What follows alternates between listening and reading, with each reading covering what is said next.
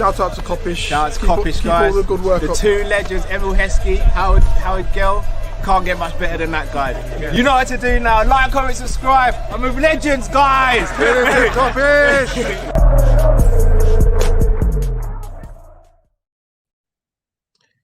Good evening, lovely people. Hope you're well and welcome back to another Monday Night Live. Hope you're all doing good. A man like Matt, how you doing, bro? Yeah, not too bad, bro. Not too bad. Oh, Drift, how you doing? I'll just on mute. I'm right. good, man. I'm good. Cool. Not gonna lie, I'm feeling it today still. Yeah. I don't know if I've got a head cold or what something's hitting me. But we're still buzzing because we've got a goalkeeper / striker who's saving us at the moment. I'm still buzzing from yesterday. I've watched it about 50, 60 times in different languages. I can probably speak fluent Portuguese now because I've been banging it on the Brazilian channel. Boy, it's good. It feels good, man. How are you still feeling after the events of last night? Bro, I can't lie, innit? Like it's like what can I say? It's like it was a dream. Like this whole thing was a dream, innit? Man, obviously man's still gassed, and now all we gotta do now is just go and get the 3 points on Wednesday against your brother, Sean Dyche, and then guys there. I can't even do the voices, I'm not gonna lie. I know I can I know. So I was gonna say change the layout of the thing so we can see. Because the layout's kind of different, like, because I can't, what, show everything, yeah? Yeah, man, yeah. Oh, okay. Yeah, a bit like that, bro. A bit like that, you know what I'm saying? Yeah. So What's that you're wearing, Matt? What's that? What's that t-shirt? If I'm not mistaken, that looks the same as our logo.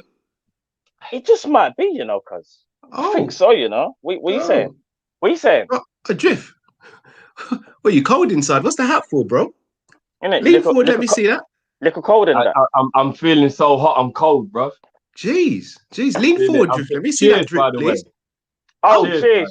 Just sipping a little tea. Okay, just sipping a little tea. Cheers. Oh, Drift, you might want to turn it round. I don't know. You might want to turn it round. I didn't quite see it. What's on the other side of that mug? You might want to turn around the mug. I didn't quite see it, bro. Oh, that's us. Yeah. I'm protected from that. You know how it is. Easy. Okay. I got you, bro. Okay. Just didn't even remember what I was wearing for a sec. Look at that. Hey. We did tell the people we were gonna drop some. We did, didn't we? We did. I think so. I think we mentioned it a little time ago. A few times and that. But you know, sometimes when I think people think you might be chatting and all them things there. Sometimes you just gotta, just show, man. You know what I'm saying? And we move. Okay. What are you saying? Is this all we're selling for now, though? Or is... No. There might be some more. There might be more, fam. There's more. Yeah, bruv.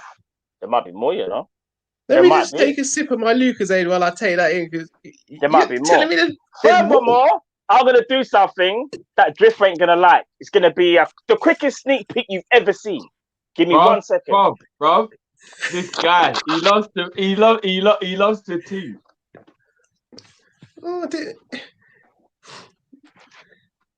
M to the O says, send me the bank details. I want it all ASAP.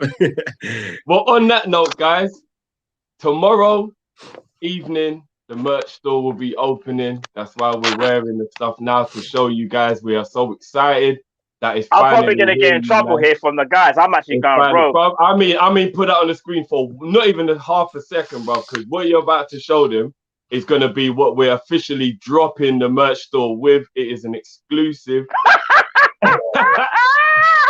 But it isn't just exclusive, guys. It will be limited edition as well. So that will be the launch for the actual site. It will be the limited edition t-shirt, which we will obviously reveal properly.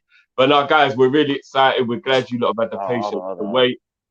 We've been doing so much designing behind the scenes, so much going on, so many t-shirts and stuff coming, caps, so much cool stuff that's going to be coming.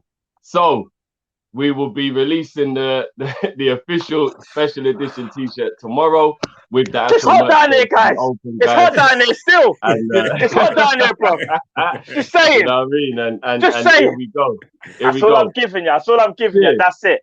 Because these men are gonna give me a roasting after the show. I'm just letting you know from now. This was not planned. Jay Finn says, guys, I think my wife left me. She said when the whole family had COVID, I didn't pray. But when it's Liverpool, you're praying. Then when Alisson scored, I started crying. She said, F this, took the kids. I tell you what, I'll be honest, we might as well open a shelter because I might be in that shelter as well. All I kept on getting this today was, so we had our first child a couple of years ago and you didn't cry, nothing. Alisson scores and you well up, yeah? And babe, but obviously I knew 9 months that the baby, no, it was your first child and you didn't cry, nothing, no emotion. I was like, no, but babe, obviously I had 9 months to prepare for the child coming in there. I had 1 second to prepare for Alisson scoring a header.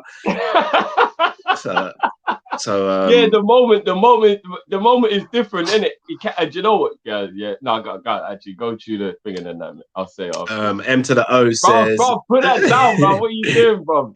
They start for tomorrow, bro. He said, M to the O says, you man, my new accountant, take all my money. No, big up, man. Big up. Big up, man. Trust me. Appreciating all the love and support. You know what I mean? And again, there's some new stuff coming as well. Some caps. We got some stuff coming, man. Yeah, there's a few things, guys. So obviously, like today, we're just kind of just letting you guys know it is literally like it's on the cusp, innit? So just bear with us. The fact that we've got it says a lot. It says a lot. I'm so glad this question was asked because of course we do. Oh yeah. That goes without saying. Come on now. We do, guys. So there will be obviously we can't model the ladies' t-shirts and hoodies, but they will also be available. Yeah, 100%. It's my wife's wedding anniversary of mine coming up soon, so she knows what she's getting from me still. Look at discount and that. Shout out to Saint LFC TV, big up, brother. I hope you're well. Go support Saint LFC TV if you haven't already. All right, guys. Should we talk about yesterday's game in a bit of detail then? Yeah, I suppose. Hold on. But remind me to come back to that. No, I know. I've written it down. I've got it on the list. I'm checking it twice. You can't give me merch reveal and Kane's leaving at the same time because you're making my head explode. It's confirmed. Apparently, Sky Sports have confirmed that he's putting in a transfer or he wants to leave. Kane wants to leave Spurs. Oh, he's forcing it. No, because do you want to know something? It's not coming to us, guys. I know. I don't even know why I'm getting happy. That only means Man United or Man City are going to end up a better team. That's all that means. This is what I'm saying because in my opinion, their model's different, man. They ain't got to worry about outgoings, and that's my worry. I feel like if we was in a position where the petition starts now, Matt. The petition starts now. I'm gonna start hollering at him in the DMs. I'm sliding in the DMs like a little what do they call them? Groupie. I'm sliding in the DMs like a groupie, but like, bro, Liverpool's the place for you, bro. I don't care what needs to be done. Tell Levy to pay installments. I don't care what's got to be done. Come to Liverpool, bro. Jeff, I just hold on. Hold on. M to the O says, have you got any merch that revolves around engaging? You go and see. Let's just say all bases are covered in it. all bases are covered in it. All right, what do you guys want to? It's up to you guys. What do you want to start on? Harry Kane or the game yesterday? No, let's go on the game and then we can talk about. Let's go on the game because the game is still massive. Like obviously we'll get onto Harry Kane anyway, but Musa LFC 21 says he wants Shearer's record, so he won't leave the Prem. Yeah, possibly. I think that as well. Yeah. Yeah, which still says to me, Man City. Yeah. Promo. We're not going to do any Sean Dyche merch, unfortunately. only because I don't want him to catch it and for him to do something to me. I'm not even going to front. Look, I'm not even going to shy away from it. I do not want any beef with Sean Dyche. He looks like a man that could really have it. I ain't about that life. Not with Sean Dyche. Not about that life, bro. I'd probably punch him in the throat and break my hand, bro. He's built different. LSC Aaron says Sky Sports News saying Man United, Man City, and Chelsea have already held talks with Kane's representatives. Already? Well, what's the point of waiting, Matt? No, but why can't we be one of the even if it was false hope, even if it was like Liverpool Spurs? No. Can I say something? And this is gonna sound crazy, yeah. But let's say Liverpool's name was in there, and we still kind of like knew deep down we weren't a front runner. It still feels good to even think that you have even a 5%, even a 2% chance, because it says about your. Do you know why, Cal? That makes it worse. I'll tell you why. No, the reason I say that is because all jokes aside, if you're part of that list, it shows that the ambition is there, innit? I kind of feel like us not being in that conversation is why we always, as a fan base, feel like we're not getting the most out of our owners.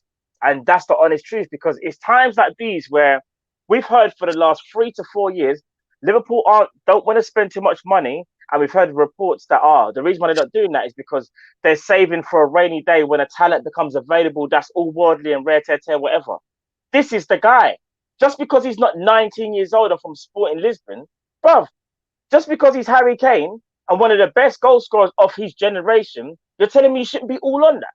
You're telling me you shouldn't be pleading with the owners saying, listen, I know we have a model here, but I think this one time we go and break that model. We don't have to necessarily do it again for another 5 to 6 years. Go and break the model, put money in your pocket and go and get him. I'm just saying, man. And I know we weren't supposed to start Harry Kane, but it kind of, I kind of did. But it's just frustrating that we weren't even mentioned.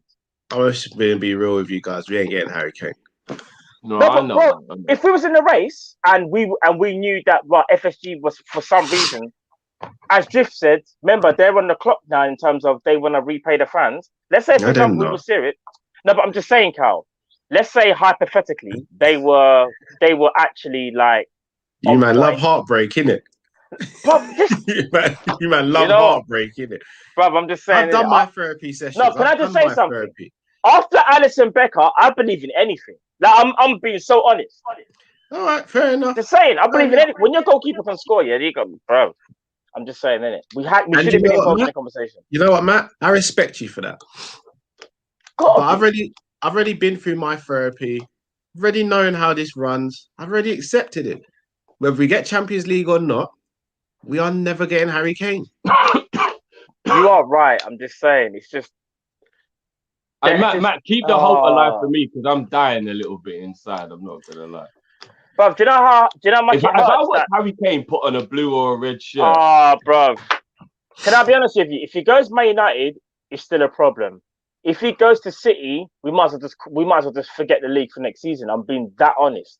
I'll be quite frank with you, bro. I'll even involve Man U in this. I think whoever gets in wins the league. They're already very good teams. Even Man U, we can't even shade them. They are a good team. Anyone who gets a 30-goal a season striker who's already in a very good position probably wins the league. Let's keep it real. So, what do we do to even counter that? And again, I know some people might be like, "Oh, what you said is very bold," but I also kind of believe in that as well. If he goes to those specific teams, all right, this is the one team I will say if he goes to, they don't win the league. Believe it or not, Chelsea. I still think with Chelsea. They've still got to do a bit of building. They're the team I'm the most worried about next year. What are you on about, bro? No, if he goes Man City, Drift, it's his. But you know what? If he goes there, they're an all-worldly team already. But he's the missing piece to Chelsea's puzzle, bro. But if he goes to Chelsea, it is a wrap, bro. So I'll tell you why it's not a wrap as much as City. He replaces. Hear me out. He replaces Aguero, right? You see, this season they've won the league comfortably with Aguero hardly playing any games. They've now got to the Champions League final with Aguero playing hardly any games. And Harry Kane to what they've just done, and I'm sorry. I get that. Do you know how stupid that sounds? Frightening thought. It is Harry Kane playing false 9, real 9, modern 9, like. No, but you know what it is, Matt, though? The reason why I'll be more worried about him going to Chelsea is in the way that City play. I think they'll probably be a little bit more adapting to them than him with Harry Kane. Whereas I think Chelsea would just aim everything at playing to his strengths, and he would just be banging goals for fun for them. Bro. I'm not gonna lie, it's scary. I'm just trying to think about any. So obviously, the Man U, we gotta be honest. The Man U would be banging goals as well, brother. He'll have Bruno and Pogba behind him. Rashford, like, he'll be banging goals for them. I'm not gonna lie. If Harry Kane goes Man United, in my opinion, I think Pogba stay because you'll see like, they're looking to really move forward. Yeah, of course. Bruno Fernandes. Oh my! Now, do you know what? Yeah, there's no point. All right, let's just put it here then and now.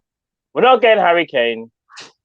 We never were in the contention to get Harry Kane. I don't know why you guys have even spent it was this fan base and this channel that were pushing the Harry Kane bandwagon. So fair play to every single one of you in the chat that believe. Because if it wasn't for us, we wouldn't even probably be in contention even in the Daily Star for us to be linked to with my man. So let me ask you both a question. Man. What percentage have we got of getting Harry Kane in the summer? 0.5. Yeah. Actually, no. Do you know what? I'm taking liberties. I'll say 2%. 2? Yeah, 1% is Klopp. And 1%. 1% is Klopp. 1% is Klopp, and 2% is Jordan Henderson. Them two people there could convince him to come Liverpool. Everything else will FSG. You guys want to have some fun now, yeah? Yeah, go on. Go on then. How much money did we spend last summer after winning the league? This is what I mean. I'm just asking a question. How much? Do you want me to give you the round figure or what was actually what actually came out the bank account? Whatever you guys want. Drift. I'm not gonna lie. Did you and Cal swap bodies? Because I feel like Cal's the deadbeat downer. You know. Let's play the game, man. Let's play the game. All right. We had 25 mil. We had 12 mil. We had 40. You talk about net spend, Cal. However you guys want to do it. I'm just working out. So we got 42 mil plus the 12 mil. Oh, yeah, so okay. That's 54. Yeah. And then 74, 79. That was it, right? So that's what you brought in, yeah? Yeah, 79. Yeah, we brought in 79. Only. No. We'll stick at 79. Only 29 of that actually came out the bank account, though. We'll stick with that for now, though. All right, so 25. 79. Yeah, so 25 we bought Thiago, and then it was like, what, 11? 12 mil Simicast, 42 mil Jota. Yeah, so 79 mil, yeah. Okay, 79. So it's 79 that came out the coffers. Or the back. No, 29 came out right there, bro, because it was only, we paid full price for Simicast. No, we'll still 79 though. I know what you're saying. Yeah. We only spent like 5 mil on Thiago and like. Alright, let's just leave at 79. Go on, Carl. We spent, I'm not going to speak about what we sold. We spent 79 million, yeah? Yeah. That was off the back of maybe how many months of COVID? Like 3-4 at the time. Yeah, early days of COVID. So we've had a full season of no fans and COVID, yeah? Yeah.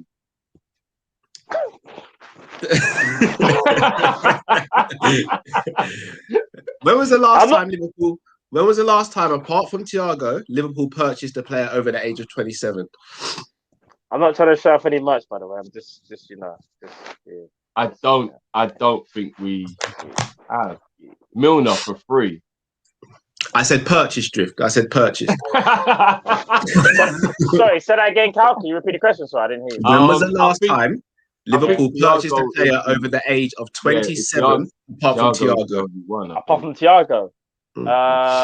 So James Milner was 2015. He was 29 when we bought him. He was free. We didn't buy him. He was on a free. Yeah, but you still got to pay his wages. That's like no. Everyone gets paid wages. Don't all right. What about the Estonian emperor? When did we get him? Klavan. Fair enough. That's the right answer, I believe. Was it Klavan? Oh no! I was gonna say Adrian. I remember. He was a free. Yeah, he was a free. Klavan. Yeah. So it's probably Klavan. How much did we play for Klavan, Matt? If I'm not mistaken, 2 mil, 1.5. Okay, around 3 mil. Okay. Actually, no. LL Lad is right. Virgil was 27 when we bought him. He was 26. But he's 30 now, so he must have been 27, bro. We've had him for 3 years, right? No, he's 29 now. And he's 30 now, ain't he?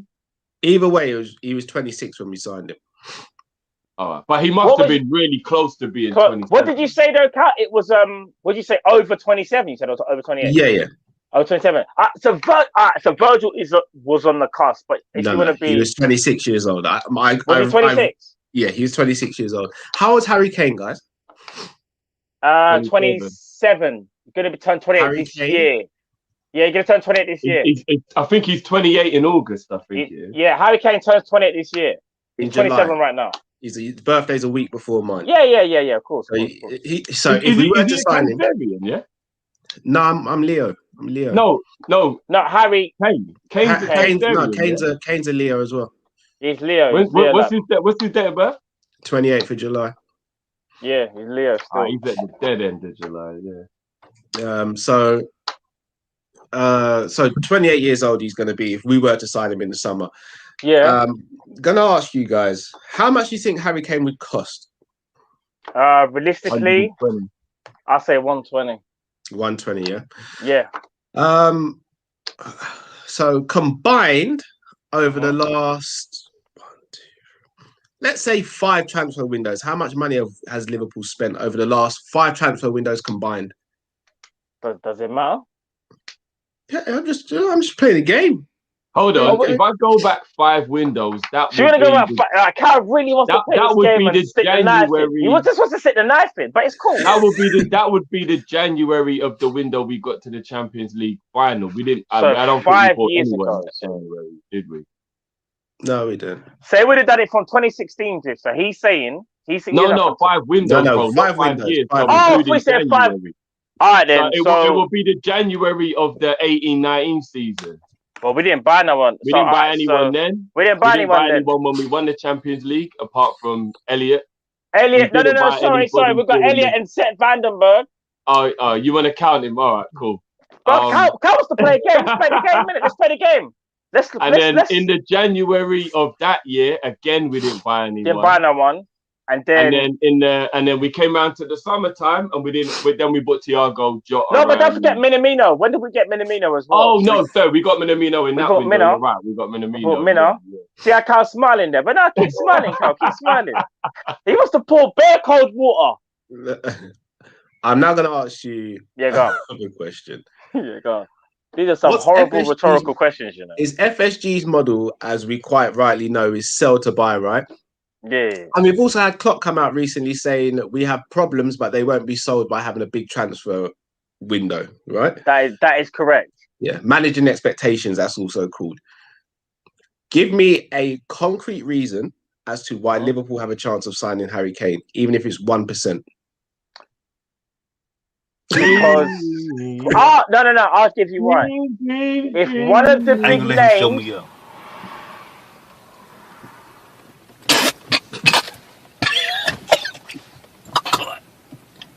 Good.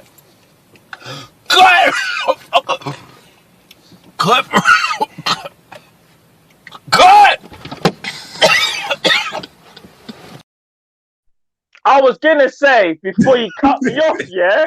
Listen, if a big name was to be sold, which I don't want, I'm just saying, I think the chance of Kane goes up. It goes up.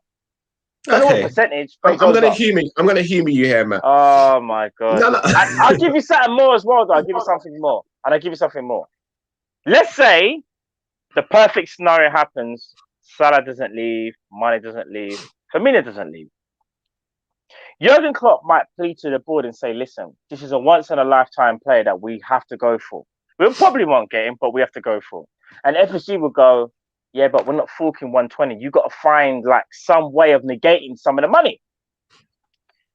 Jurgen Klopp can do this if he really wanted to, and this is why I understand it when he says we can't solve everything in the transfer market because you can't. And also, Cal, you can't play your hand. That it would be silly to play your hand in May and say, "Yeah, we're going to go and solve everything in the transfer market. We're going to." Even I know he's not going to do it, but he would never say. Or you could just not answer the question and say, "We're still in the middle of a season. I'm not going to speak about transfers." Yeah, but why not just say? Why not say anything? No, but that is very true. But it's Jurgen Klopp. He's going to say something.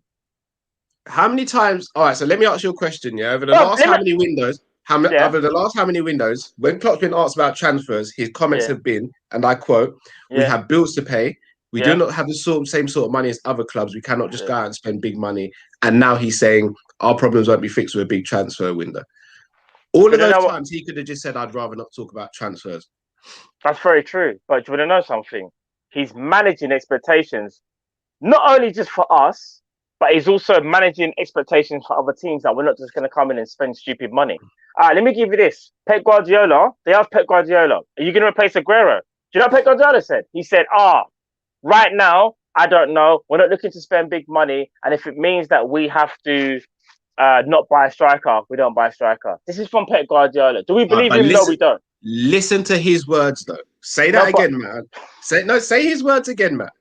I can't. You have to rewind the tapes, bro. Like. Oh no, I'll add to that. He actually said, "Why do I need a striker when I've got Ferran Torres who can clearly play through the middle?" He did, you know. He did.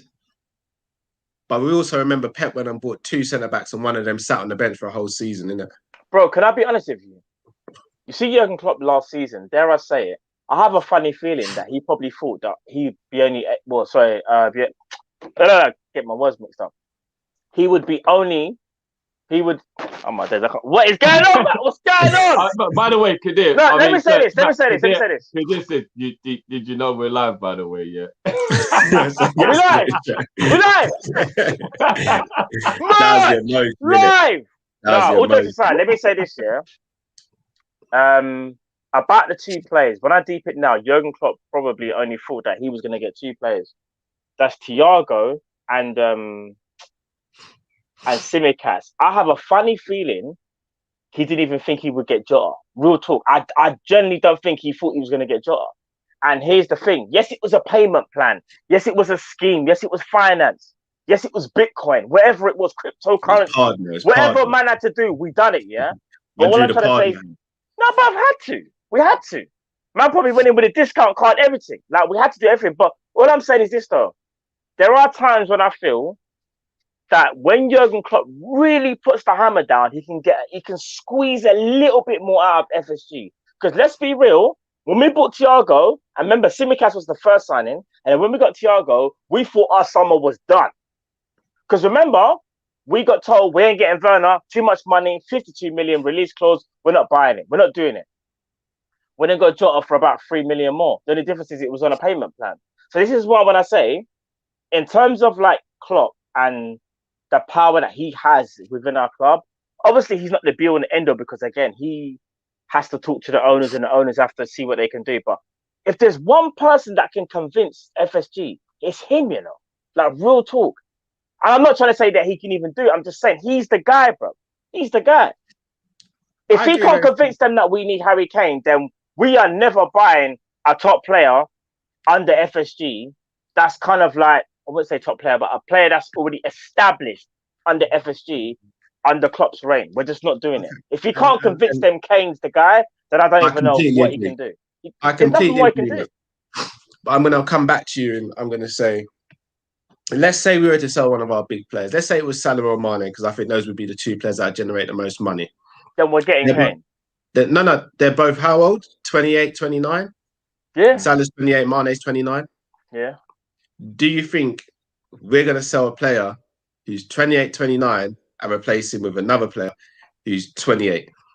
Yeah. For more money than we'd sell. Do you know what? I think we would. Look at Thiago. Thiago was a talent that we couldn't refuse. Or a talent that Jurgen Klopp was like, we just have to go and get. I think Thiago was in the last year of his contract and cost 25 million, Matt. Harry Kane's got about 3 years left on his contract and he would cost upwards of 100 mil. And he's not the only position we need. I feel like FSG would tell Klopp, if we're going to spend all this money, you need to get someone who's got more longevity than the players that we already have here, where there's no point doing it. Yes and no. I look at it like this, okay? So what you guys are saying is factual. You are right. Virgil van Dijk cost 70, wasn't it? It was 70? 75. Sorry, 75, yeah? If he cost 75 and he was 26 and Harry Kane's a year older or a year and a bit, because he's going to turn 28 when you deep it. He's going to turn 28, right? You're telling me Jurgen Klopp can't spin that and go, listen, yes, he's the same age, but I can guarantee you, yes, there'll be no resale value, but he will win us the trophies that we would need to get and for you guys to continue your commercial revenue. But Harry Kane is sponsored by Nike. Why are people even sleeping at night? It's sponsored by Nike. Okay. No, you're right. Bro, You're right. and not only that. And another thing I want to add to it as well. Let's say one of the top boys was to leave. Are you telling me there's not a massive possibility? What's his name? Ox can leave. Naby can leave. There's other players that can negate it. Like, I'm not trying to say that we have to sell 4 to 5 players to get Kane. But if we've gone and spent 75 M's on Virgil van Dijk, and I know it was through Coutinho's sale, you're telling me we can't like. So you're telling me that what PSG? Let's say for example they were to get Salah. What you think they're going to take Salah for less than 120? No. Salah. If Salah was to go PSG right now, he's costing more than Kane, simply for commercial reasons. And if he was to go, remember PSG, they will have to pay top dollar. You're talking about 140 count. So he already covers Kane's costs. In theory, he covers Kane's costs, but he's on less salary. He's on a lower salary, I believe, than Harry Kane right now. And Kane would come in on more than what Salah's on right now. If Salah was to go PSG right now, Salah's going to get more. Break our wage structure, which FSG and Liverpool have tried to avoid since they've been at the club for 10 years. Kane's on 200,000 a week. He's on the same as Salah, bro. Exactly. So why would he leave Tottenham to be on the same amount of money? He would leave Tottenham for a little bit more, say 225. The main reason he's leaving Tottenham because he wants to win, not because of money, bro. I agree with that. I don't think he's going to. Remember, you said he wants to beat Shearer's record. So why would he go? But he's still going to want an increase. So let's say he goes to 225, yeah? Yeah. And Salah's been sold. He's the new boy that's come to the club on 225. Yeah. What do you reckon some of the others are going to do? They're going to start knocking on the door, right? They will, and that's natural, but they're also going to understand it's Harry Kane, though. It's like if Salah was all right. But we've gone through this before, though, Cal, because if Salah gets a contract extension, yes, you are probably going to see other agents look at that and go, well, you see Salah, he's getting his money. You know, but at some point, FSG are going to kind of rebuttal that and go, yeah, that is kind of mo. And I'm not trying to say you guys don't deserve a pay increase, but the reason why we gave him this is because he does this. Remember, our fan base, a lot of the people in our fan base, Cal, will say to you, the reason why Liverpool in contention in for top 4 in the first place is because Mo Salah has actually stopped us from being an absolute travesty this season. And obviously, I know that that's overboard, but he's been a main player, just like Alisson, just like Robbo, Fabinho, even Trent as well. I have to get even Jota. But what my whole point is this though, Salah, even for commercial reasons, bro, he's going to bring in more money than Harry Kane. So even though Harry Kane's coming to a new club, Harry Kane can ask for more money, but I don't think he'll be on a massive bumper pay rise if he was to ever come Liverpool. I don't think he would still come to Liverpool, in my opinion. No, you're right. You're right. But as Drifty said, whoever gets Harry Kane next season potentially becomes a title favourite. Yeah. Why choose Liverpool over Man City or Man United when he can go there, still potentially win the league, still potentially, especially with City, potentially win the Champions League, and he'll get more money than what he's on if he was to come to Liverpool? That's down to the manager. That's for me where the manager has to give you that speech where you feel like you believe in what he's saying. If Jurgen Klopp was to actually have a conversation with Harry Kane, and let's just say, for example, Salah was gone, dare I say it, Jurgen Klopp will be saying to my man, listen, Salah's gone, but now this is your time. You see how close you came to winning the league by scoring X amount of goals? Well, funny enough, this is no disrespect, Harry. Salah was able to do that, and we won a league. You see, if you want to do it now, you can do the same thing, and we can win you a league. Virgil van Dijk is back next season. Gomez is back next season. Matip is back. Hendo is back. Thiago will be on a different level next season. So let's go. But what you're saying is also correct. If he goes Man City, yes, that is probably the easier path because they are the current champions. I hear that, but it doesn't. It's a weird one. It doesn't always work like that. The person doesn't always go to the easiest rival. And sorry, because I'm talking bare. Ask you some questions because I'm talking bare. No. I just have to say because you can jump in. No, because and again, I know a couple people are probably thinking I'm being negative here, but I'm just being honest with you. I genuinely want someone to convince me how and why we've got a chance of signing Harry Kane under these owners. Convince him, because he's not listening. No, I'll be honest with you, bro. I'm letting you talk the positivity because as much as I want to believe you, I know our owners are like. Yeah, but I know our owners are like, and I can't imagine them. Now I think Carl's right. I think they'll look at his age. I think they'll look at him breaking the wage structure, and they'll go, "No, Klopp, we're not doing it." Like if say Harry Kane was 24. I reckon if Mo left at 28 and he was 24, they'd go, all right, yeah, that makes Maybe, a lot. yeah. That's a sound investment, because then we've got and then by the time he's Mo's age, we might even be able to get the money back.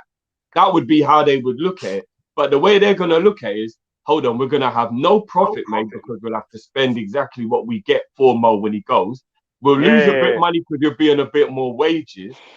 And there's no guarantees that he'll be able to do more than what Salah did, which in all honesty is true, because if I'm being honest, I want them both. Because Salah's outscored him. I don't know if Kane in our system without Mo would be able to get the numbers like what I know he would get with Mo in the team.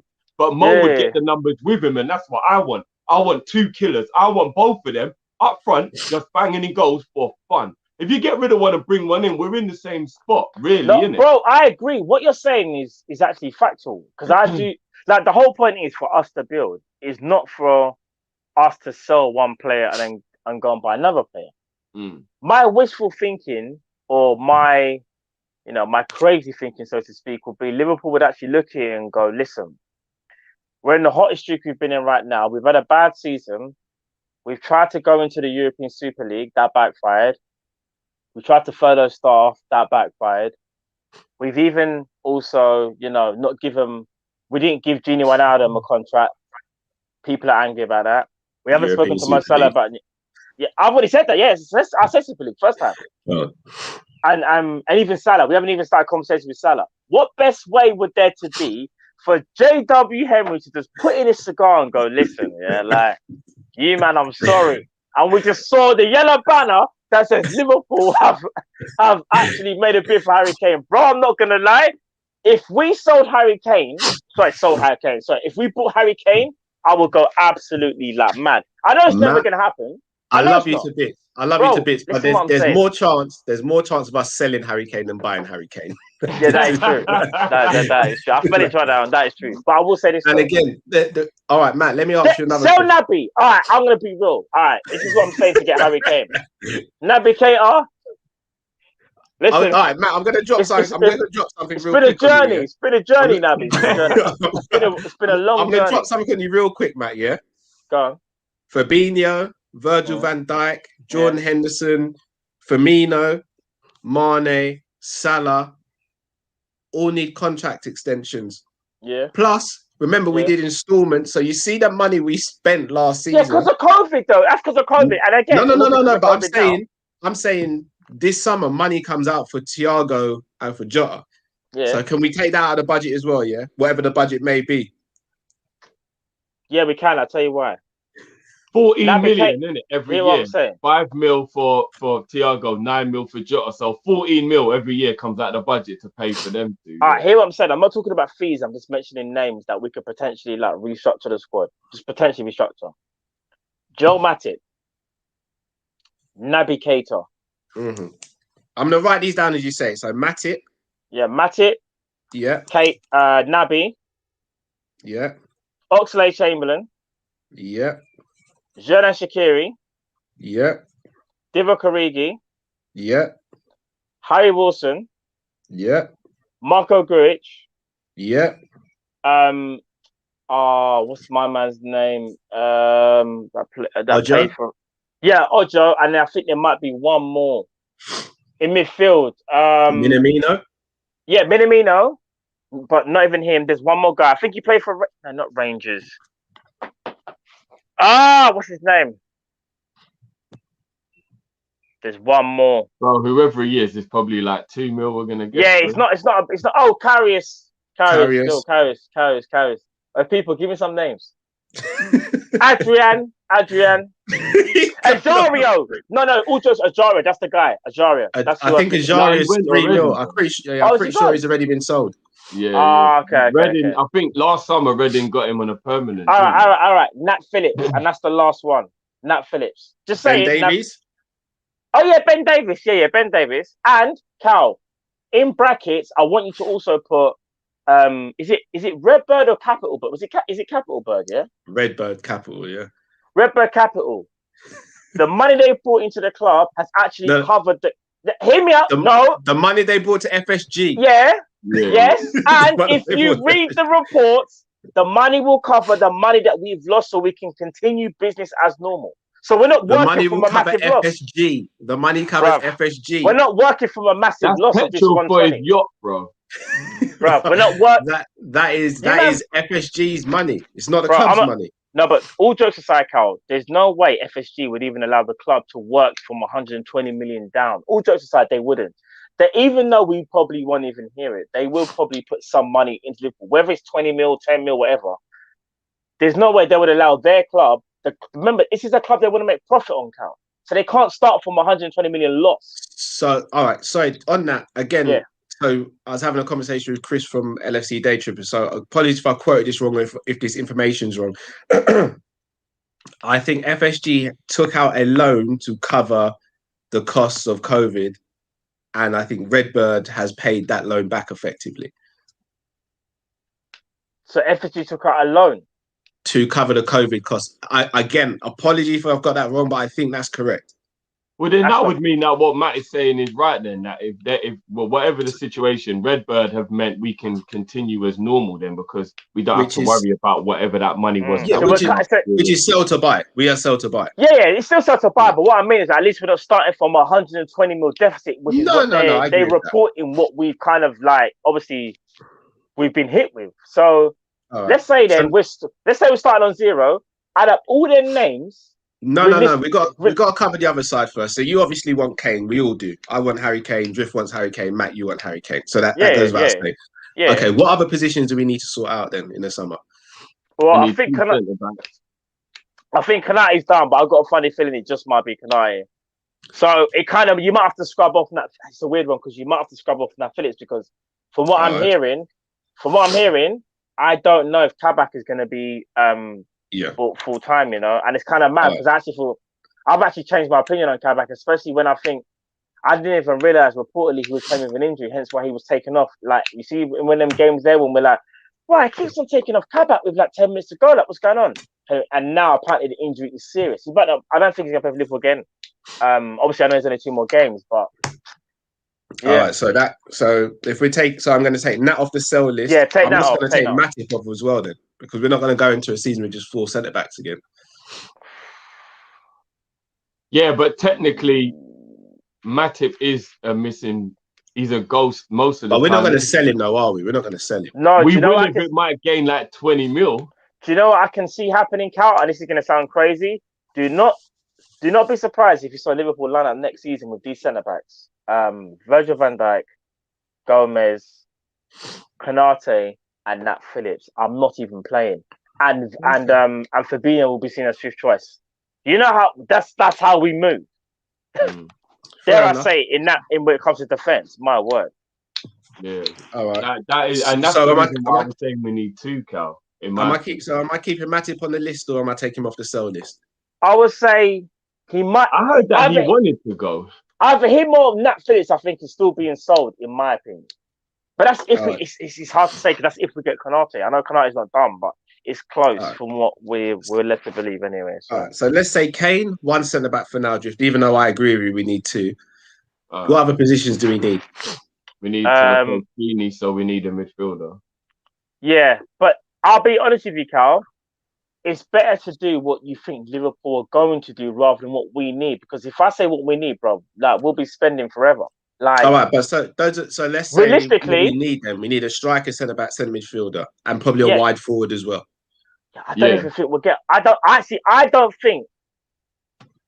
even know if we're going to get a wide forward, because sometimes when you hear it, it depends what you want to believe. No, we need it, but I know what Liverpool are like. Like Liverpool will bring back Minamino and go, yeah, he's been reborn. Jason Bourne, he's the guy. Like, it's mad. I don't know. They'll spin it somehow. All right. So Kane, how much are we saying Kane's going to cost? I say 120. You can get Kane still 120. Do you honestly think he'll just be 120? Yeah, because I think you still have to factor in that he is 28. So I think it'll be 120. We got Michael Edwards here. Maybe he's handing in a transfer request, which means that Tottenham have to. I'm saying Bitcoin settings payment plan, fam. That's what I'm saying. You really think Liverpool are going to spend 120 in one bulk? Do you know we've never done that? You do. No, I'm not saying it'll be in one bulk, but what's the maximum? What will we pay for Kane over the transfer? in total. It's still, yeah, no, you're right. Though. It'd still be 120, but I just think Liverpool would do something I'd like, I say don't know. 50 up front and then and then the rest in payments. installments That's like or the something like most that. Liverpool would go to. Yeah, I think so as well. Okay. How much for a centre back? We're saying about 40 mil, right? Well, it depends which one, isn't it? 32. If it's Konate, then he's got what's his buyout clause again, Matt? Between 32, about 32, 34. Yeah. So then put 34 then. Put 34 then. But that's just him though. So should we do round it up to 40 just to be on the safe side? Because that's probably the most we'll spend. Cal is really trying. Cal's doing this whole try hard thing. I genuinely want to be on your. I want to be on your level, man. No, I really you don't. I want to. No, bruv. If I believed in my heart, we'd get Harry Kane, bruv, I'd be over the moon. No, but I've been here before. No, we needed a fourth choice centre back in the summer, and they wouldn't even sanction it. No. But here's the thing. I'm not saying I believe we're gonna get Kane. We're not gonna get Kane. I'm just saying though. You know when you was talking about a percentage, I said 2% chance. I remember I said like, it has to be Jurgen Klopp and John Henderson, and the rest is FSG. So when you deep it, the only way. No. But I said if we sell a top player like Salah. Which I don't want to see leave, by the way, because Salah stays at all costs yet. But I'm saying, if Salah was to ever leave, he didn't agree a new contract. I just think Liverpool will think, we got to do something. Harry Kane. Okay. But you want to know what? This is actually giving me a headache because it's really upsetting me and stressing me the fuck out. That's what I think. That's the only realistic way we would ever get him. They would go and get a player like Sancho who would be about 50 million cheaper. That's what they Thank you, Drift. That's what I was trying to get to. Thank you, Drifty.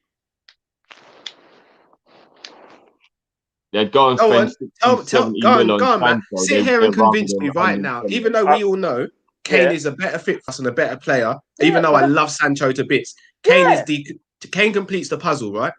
Of course he does. Sancho is what, 22, maybe at tops? Yeah. The reason why I say Harry Kane would fit the puzzle, is because you got Diogo Jota on the left or the right, and you got Mane on the other side, and Kane comes in the middle. If you buy Sancho, where's that goal scorer that's going to bag you 30 goals a season minimum? They'll just extend. No, Salah's gone. You said, man. But you said Salah's gone. We can play Jota down the middle as well. Remember, Salah's gone. You said Salah's gone. So that's what I'm saying. So Salah's gone. That's what I said. Jota, Mane, and Kane is the replacement. But if they ever got rid of you said Sancho be the replacement. Sancho, oh my days, I would hit the roof. Yeah, you lot just said that. You said Salah. You said Salah's gone. No. That was just me thinking about what they would actually see as a viable way to justify spending a lot of money. Not like we're getting rid of Mo. If they ever got rid of Mo to buy Jadon, I would lose my mind. But whether we'd lose our mind or not, would you actually be surprised? No, I wouldn't be shocked, but I would be like, listen, there's no point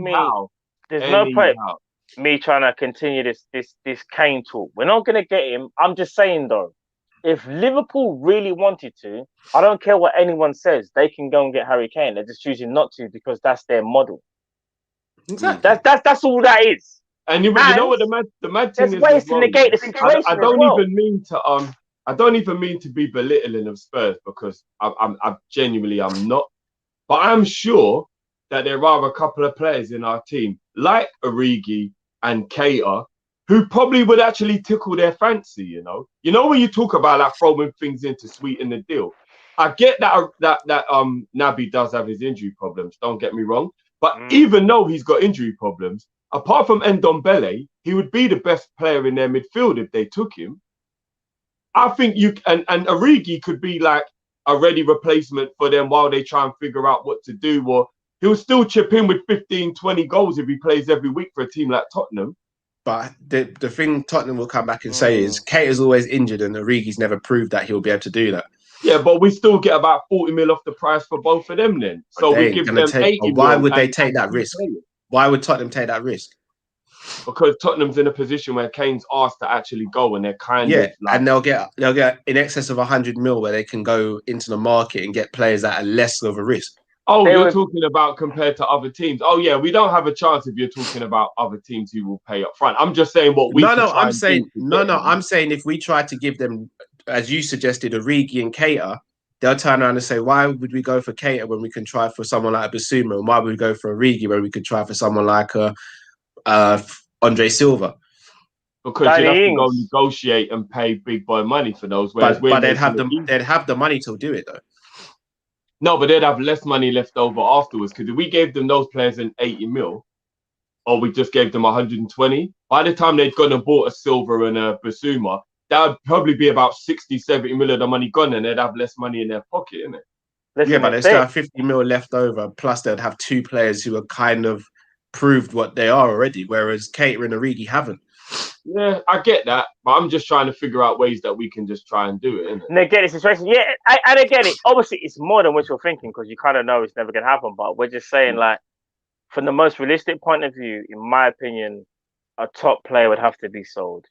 And that's quite sad that we're Liverpool Football Club and we're talking about having to sell a player to go and buy our next player. That's so do you know what? Let's just move on, because the more I think about it, the more I just think, like, I don't want it to spoil the show, but it's like I did try and guide you guys away from this. Still. No, it's not what you're saying. It's not like I didn't believe you. It's more of a case of, if Liverpool really wanted to, they can go and do it. Like, they can. Like, if they really wanted to be like, let's don't get Harry Kane, you can sell bare man. You can, and again, it's not a buyer's market, yeah? But even from a realistic point of view, you actually can sell Naby Keita, who's been linked with Leicester, Atletico Madrid, and someone else today. You could probably sell Oxlade-Chamberlain to West Ham. You can. They're the new Brighton. Yeah, Bournemouth. Sorry, they'll take him.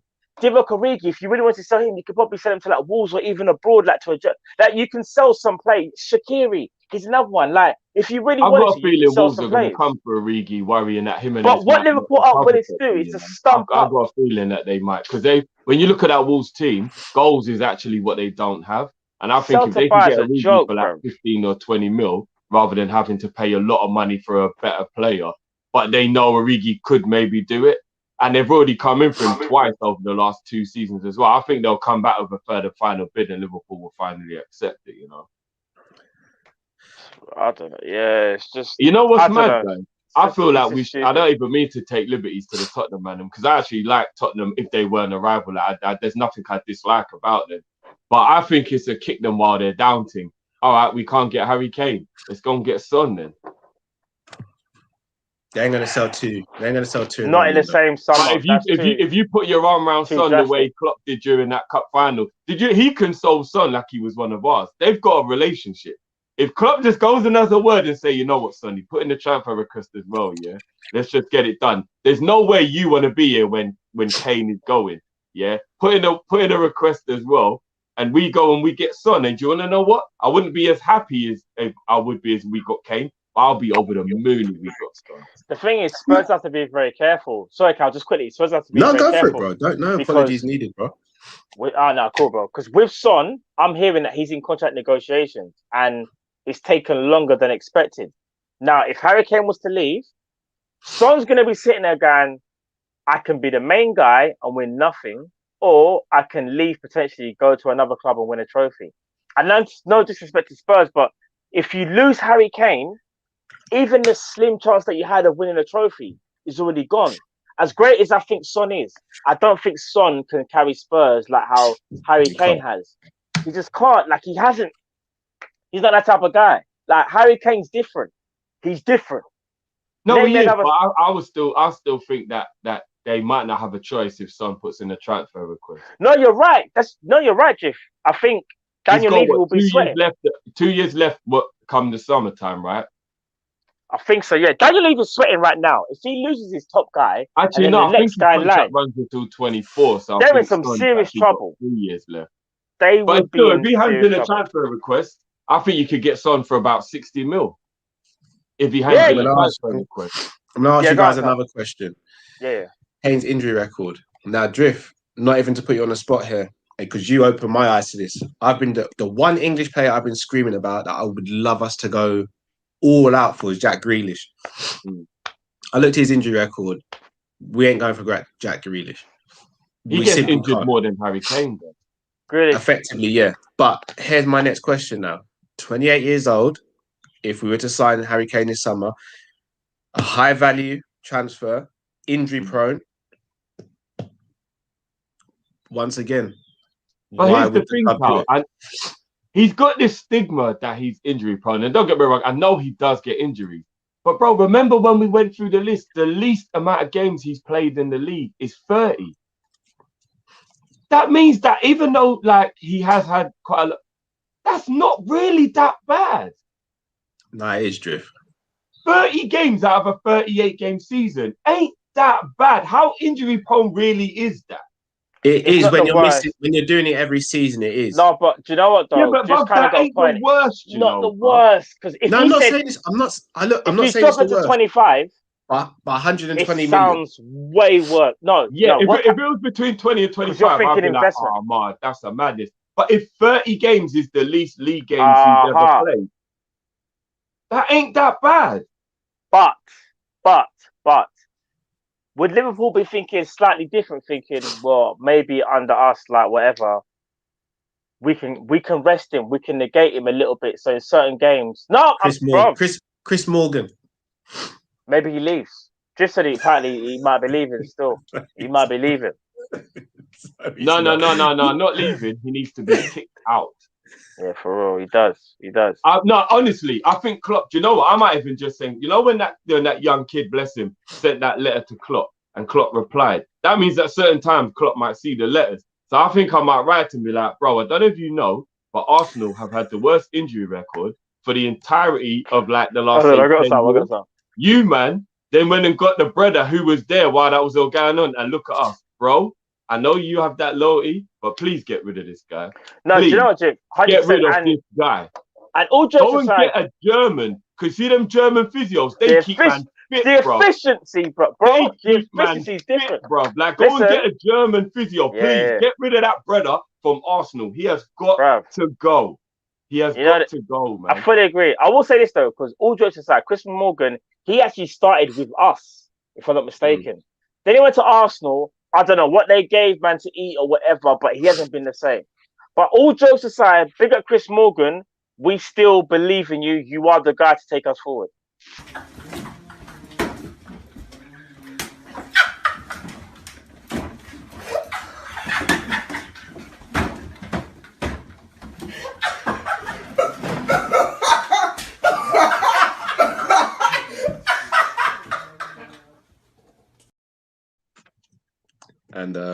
And by the way, Matt, you know when you said he started with us, yeah? What was that back in the day when Owen and Torres and them and their hamstrings were like cheese spread? Big up As I'm saying, guys, I love you both to bits. I love Harry Kane as a footballer and would love him at Liverpool. Big up Chris Morgan.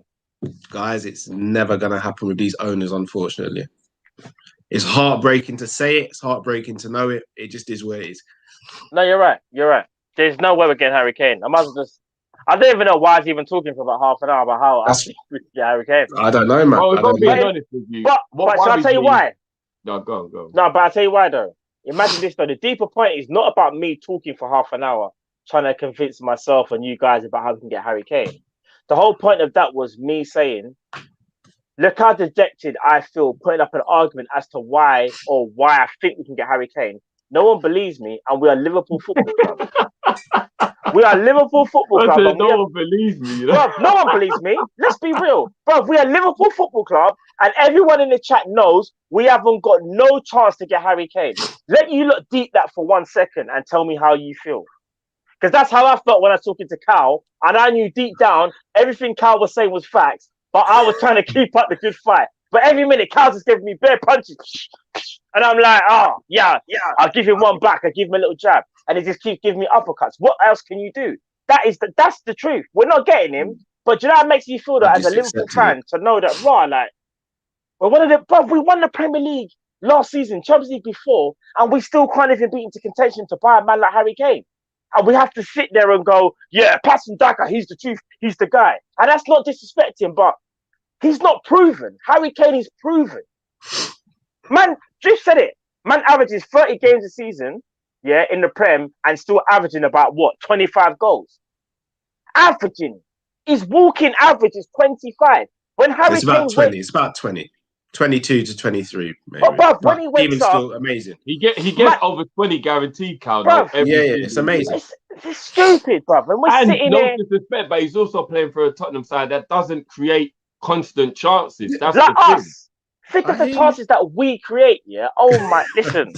You're selling him to someone you don't need to sell him to. I'm not No, John I'm not Henry. selling. This is now turning into frustration of like, raw, like, man feels like this every single year from when I was a youth. And I thought things might change, innit? It kind of changed a little bit. Believe it or not, under like Hicks and Gillette, when we bought Fernando Torres, I was like, oh my days, Torres. And we got Alonso. And we got Mascherano. And I was like, oh my days, like, we're buying some sick players. Yeah. And then FSG come in and we're like, yeah, we're going to do this whole sort of buy thing, mate. Yeah. We're going to go look for the bargain basement. Before that, we may have got Torres and Babel and all them, man. Mascherano and that. Then remember the repercussions after that. Yeah. We were in court about Ricky Lambert and them brothers there. So you know what though? Yeah, I felt like it hurts, bro. I can't even front. Sorry, at the time, I felt like times were changing when Coutinho left, and even though I know Coutinho's money was a part of why we were able to buy players, I thought like that might have been the button that clicked in FSG that made them realize if Klopp is going to be successful, give him what he needs. And maybe we wouldn't go out and do no 150 million on one player thing. Yeah. But I felt like after they did get him, Naby, Fabinho, Alisson, Shaqiri, Fox. After they did that, I felt like they realized if you want Klopp to win, give him what he needs. And they were doing it. And I thought that it might continue. Maybe not to the level where we're doing like a Van Dijk or Alisson at 70, 80 mil. But I thought they would continue to make sure Klopp got what he wanted. And then all of a sudden, they just rested on their laurels and went backwards.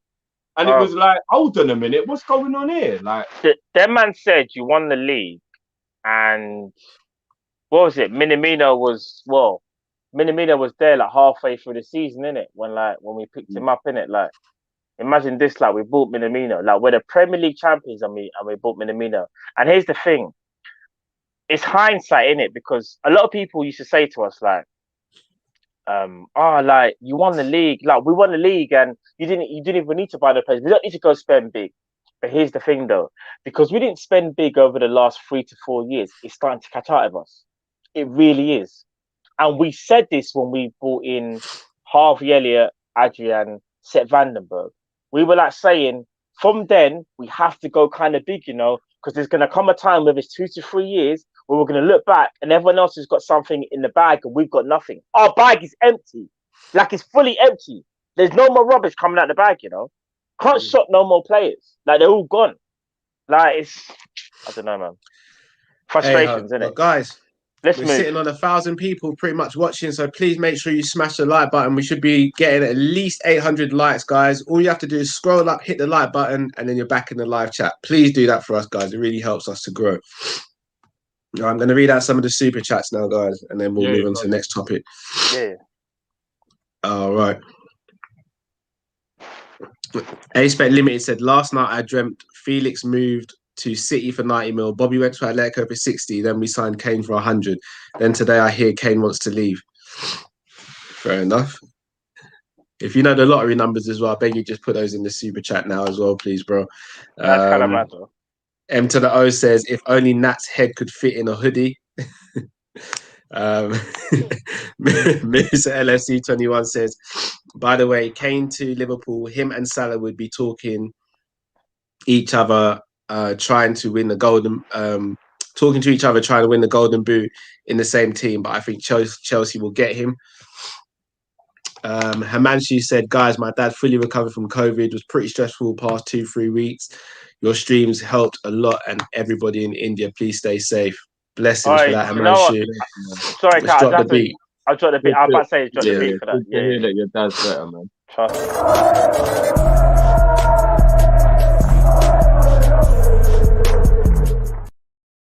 me. Yeah, and do stay safe to everyone in India. Also, Palestine as well. Thoughts and prayers with everyone going through it in Palestine. I'm seeing some horrible things, and it's so sad to see, man. And it's like, horrific. I don't know what's like really, this is what's going on in 2021. Like, come on, man. Like, people, do better, kids, like families, like torn apart. Like, come on, we got to do better. Better. As a society, as a nation, as Bruv, as humans, let me take it back. As fact. humans, bro. As And humans, bruv, we shouldn't be doing these type of things. that was the reason why it got me so emotional watching Alisson's interview yesterday. Of course, Because man. there was a part where he was saying thank you to everybody who'd been giving him like support and love, and he said that's how I got through it, because through people, God is giving me the love that I need, and that is the way we're supposed to be. We're supposed to give each other love, and in that way, God's love spreads around the world. And when he was saying it, it's like, I don't understand why people can't just get this simple message and just be cool. And like, it is all money and power. That's all this Palestine, everything. That's all this is. Money and power, greed. Why is this like the greed in this world winds me up beyond belief. Of course, and that greed leads to jealousy. That jealousy, and it's just all bullshit. And that was why he touched me so much of his speech yesterday, because I just wish that everybody could just get on that page and just stop the shit, man. Just 100%. Stop the bullshit.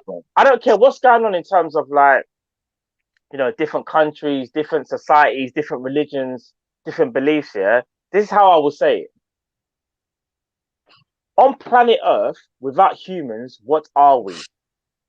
People in Palestine are human beings. Without them, what are we saying? We're losing out. Are we just going to turn into a robot society where we're going to use every excuse to try and wipe people off the face of the earth? I'm sorry. That don't run with me.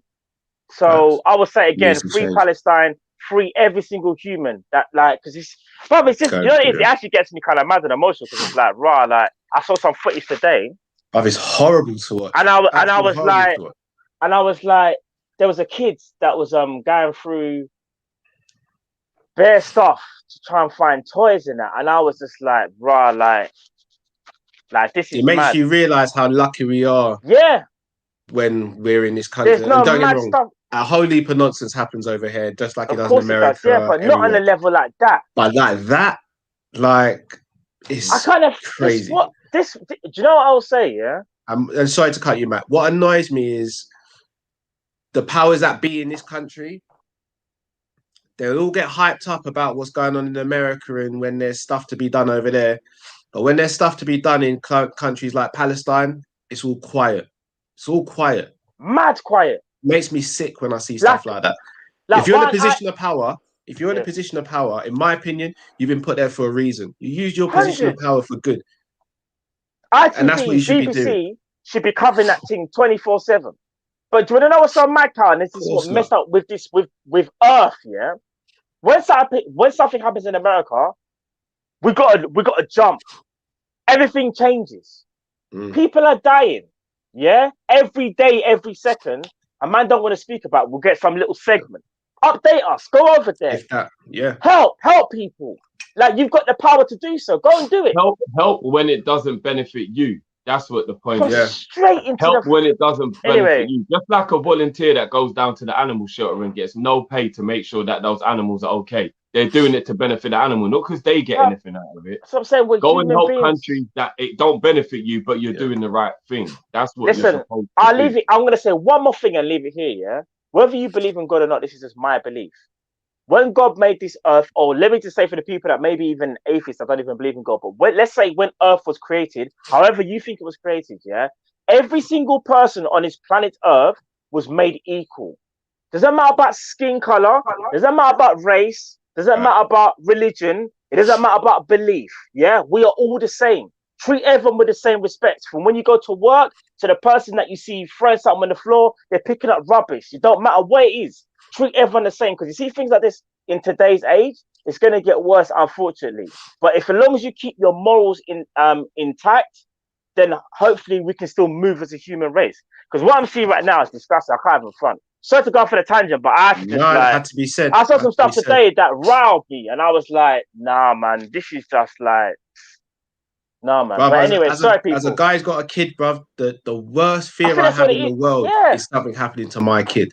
And I kid you, I would do absolutely anything to make sure that doesn't happen. So to see people suffering and powerless to help really does wind me up the wrong way. No, the worst thing was when I saw a guy looking for his parents, but they were buried, bro.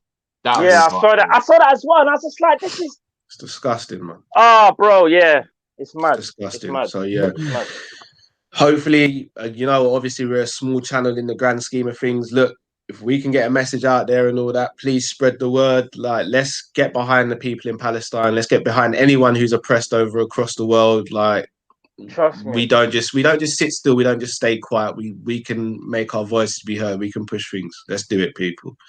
Let's do it. Kian says FSG are holding Klopp back from reaching his full potential. I agree with that. Yeah, they are. Adam LFC says Sky also reporting Kane wants it done before the Euros. He's really pushing it. Right. I'll swear down. He's pushing that hard. Do you know what that says to me? He's already had at what? He knows where he's going, Matt. Yeah, of course he does. Or he's got the teams where he's like, money's not an issue. We're gonna come and get you. So that's why he's pushing. Yeah. He's pushing. Yeah. That's mad though. He's a smart guy. He was like, "What? You lot are all gonna fight over Haaland this summer?" Nah, mate. Fight over me.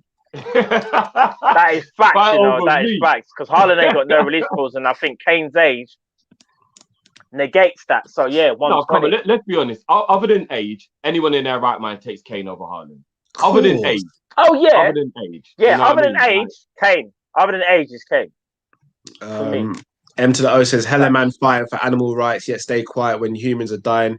Says it all, to be honest. Got people getting attacked whilst praying. That's facts. Yeah, it's mad. Facts. And again, that's not anyone saying not to, protest for animal rights, but let's make sure the energy's equal. Let's make sure the energy's because there is some horrible stuff that happens to animals as well. Yeah. No, horrible stuff, man. Kian says, "Callum, can you check Twitter, please? I tagged you in something. Basuma to Arsenal." I'm hearing a lot of show, bro.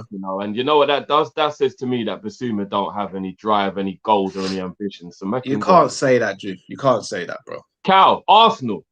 I don't even want to get shady, but bro. Where's he coming from? Where's he coming from, though, Drift? So what? He only wants to take 4 places up the league as a step. That's not really a big Drift. Step. If no one else is going in for him, what do you expect him to do? I think there's interest, but I think Drift kind of got a point, because if you're 24 years old, which I think Basuma is, you're going to be thinking at 24, I want to start challenging for trophies. Now, when I say this ain't even a disrespect to Arsenal.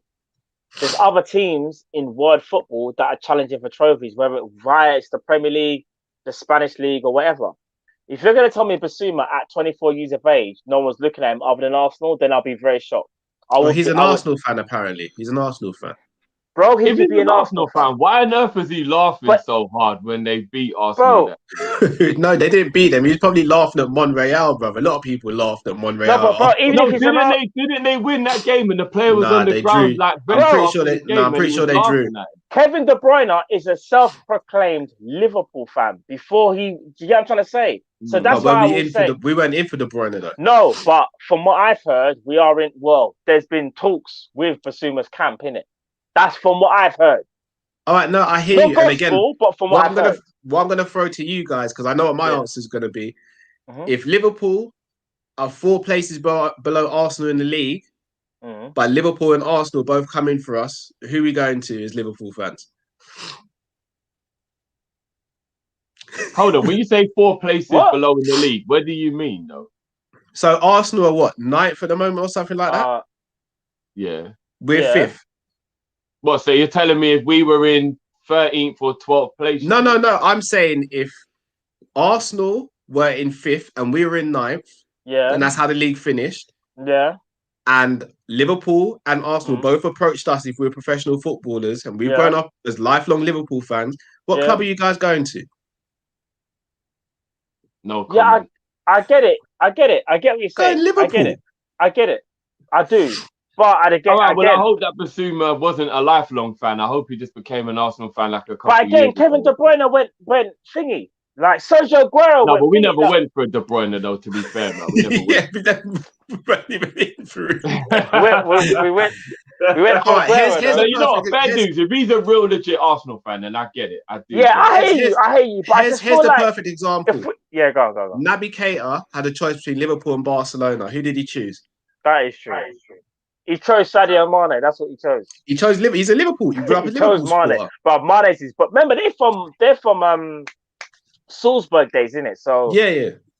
No, you're right. He did choose Liverpool. I hear you. I get it. I get it. As a football fan myself, as a Liverpool fan, it's very unlikely if a team was to come in for me apart from Liverpool that I'm choosing the other team.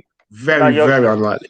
That is true. You know what's mad? You know when people always go, "Oh yes, the allure of London," by like Chelsea and them lot. That's a big thing as well, though. That's a big. No, thing but I wonder if these people know before they get it just how much of a hustle and bustle this city really is. Like, do they really get it? Do they get it? Do you like sitting in traffic for an hour and 50 minutes? Drift. They live a different life, bro. No, I get that. I do get that. That's true. There's one place called I think it's called Chelsea Wharf, in Chelsea, just before you get to the bridge. I'm never gonna lie. It's like it must be like living in heaven. The place looks spectacular. In the car park, your pure Lamborghinis and all that. Don't get me wrong, I get that they're but you know what I mean? Like the hustle and the bustle of London is as unappealing as the things that are appealing now. Like London is a hectic, crazy place. Yes, man. Like, but Drift, that's because we are in the race, bro. No, it is. Basuma ain't going Arsenal and getting on the tube and getting daggered, bro. That ain't happening to him. He's got his chauffeur driving him. That man don't need to run to Morley's before it shuts because he's got a chef. Hey, shout out all the London man or London ladies, shall I say, that go on the tube. I'm gonna ask you that. Let me never say that. Do you know how many times I had to do this to a man on the tube? You know how many times I had to do that? Carl, I lie, when you're on the tube and that, because like early in the morning, you're thinking like, why people so close? Like, what's going on? No, the bigger question you want to ask at that time in the morning is, how do you already smell a BO? That's what I really want to ask. Running for trains. That's how there's no personal Nah, bro, BO don't kick in that quick, Cal. Takes a while for BO to kick in, bro. Not one little quick run to the train station. Cal, you're going to know about this because Cal knows about this, buddy, because Cal's an old school man. But in fact, no, you would as well know Drift as well, Cal, see when you're in the underground, and you just think to yourself, like, obviously, you're just thinking, like, why are people so tight? What's the first tune that comes into your head? Do you know the first tune that comes into my head? Go on. Fine, buddy. This a bedroom bully. Bedroom bully. I swear down. Too many people, mad tight. You thinking to yourself, like, bro, like, I've always said there should be a smell detector before you get on, and when you go through, if you smell too bad, you can't get on. London is a hustle and bustle. Remember, I told you guys if I could work from home or work in an office or somewhere near to where I live, I'm doing that for the rest of my life, man. Fully. Big up all the Shabba I'm never gonna lie, I'm getting to the point where I feel like I want to go live somewhere else now. I feel like the hustle and bustles are serious, bro. But do you know what? Even though like London has major drawbacks, because let's be real, you see like Basuma, he's got the peace, so he'll understand. But you see, you know how calm and peaceful it is down on the shore, bro. He's gonna get the shock of his life if he's not from London because. No, he see won't. Normal people. No, but Cal, build a swimming pool in his house, bro. Cal, let me tell you something about how bad London is, and I know I'm exaggerating, but I'm gonna say it anyway. London is the type of place where you try and get a studio flat and you see it's like 500,000. Like you're like, what? That's where them man don't care though, isn't it? No. For footballers, I'm just saying. But for normal people, like everyone else, like I'm guessing maybe in the chat and ourselves, when you see the prices for housing, it is the most stupidest thing you have ever seen in your entire life. It's stupid to us, Matt. No, you're right. Basuma might be on 100k a week at Arsenal if he goes there. That's why he should go Liverpool and still save money. But he'd be making less at Liverpool. He could probably go and buy Mike Tyson's house in Liverpool for about $1 million, and then go buy a studio flat in London for about $3 million. That's how stupid London is, bro. Yeah, he don't care. London tax, man. But he'll buy out the whole of the floor in the flats, bro, and he'll build whatever he wants. They're built different. They're built different. Adam LFC says Sky also report. Oh, sorry, I've read that one already. Edward says I expect United will offer 80 mil plus Martial and Van der Beek. Shame we aren't in the Kane conversation. Vlahovic to outscore Kane next year anyway. I'm not even gonna lie. As much as I love Kane, and I would rather have Kane, that is a bloody great deal if Man United did do that. If I was Tottenham, I'll snap their hand off for that deal. What for Martial and Van der Beek and 80 million? That is a bloody. I'm gonna be real. Spurs regress with that deal horribly. No, bro. Martial gets slept on. Van der Beek is a very good player. He's And then not they've got 80 he's million not a there. goal He's scorer, not a though, Drift. natural goal scorer. He's No, good but they player, can use that 80 mil to try and go and replace the goals. Drift. No, you're right. But I'm just saying, though, let's say, for example, like, they were like, these are the players we're going to get in. Martial and Van der Beek won't even cover Kane's goals, let alone, like, Or quality. assist. Yeah, they won't, bro. Yeah, but they can And go that's and get a striker with the other 80 mil that's left over. Though, They better go and buy. I'm trying to fit. They could go and get like Martinez. I heard that Inter Milan might be tempted. Because He wouldn't go there, bro. He just wants Serie A to go Premier League and not win no trophies. No, but they might look at it and be like, if we build on what we've got and we add a little bit more money. Come on, bro. Lautaro Martinez, yeah, Argentinian, yeah, who's probably spoken to Lionel Messi. He was like, if you could go to England, what team would you go to? Yeah. So hold on a minute. So you're telling me if it was Højbjerg, Ndombele, and Van der Beek in midfield, that's a very good midfield. It is, but it's not enough. Then you've got Martial, who can take Bergwijn's place as one of the wide forwards because he's better than Bergwijn. Then you've got Son, so you can have Martial and Son on the wings, and then you could get 80 mil and bring in a striker. All of a sudden, Tottenham's team looks more balanced. There's more to it. Like Van der Beek would get. I don't think Martial is that guy. John, it is. They've got the money sitting there, but they're out of the Champions League. Harry Kane's gone. The striker that they want to bring in has to be of a certain level. That striker is going to have to be someone not of the top level because he's going to look at them and go, you're not in Champions League. Harry Kane's gone. And even though I would have been competing with Harry Kane, at least I know you still about that ambition. They're going to have to go and get a young striker up and coming. They can't go and buy, like, as you said, a Martinez, bro. Martinez just won Serie A. He ain't coming to Spurs to sit there for years and win nothing. No, but they can tell him that they're selling him a project, and because he's won a trophy now, he won't be as like angry if he goes a year or two where he's in a building process, but he'll be in a Prem. Remember, a lot of players do want to come Prem, you know, so you do have the allure of you've done it in Italy now. Come Prem, do you get what I'm saying? Now you never know, bro. You never know. I just don't see Martinez guy like. Let me ask you a question, Drew. If let's say Man City missed out on Harry Kane or don't go for him, and they hear that Lautaro Martinez is available, you think they're not going to go for him, bro? Yeah, this is what I'm saying. Yeah, I get that. Spurs are not in the pecking order. What about his partner then? Lukaku's now gone and conquered Italy. Oh, no! Lukaku ain't going Spurs.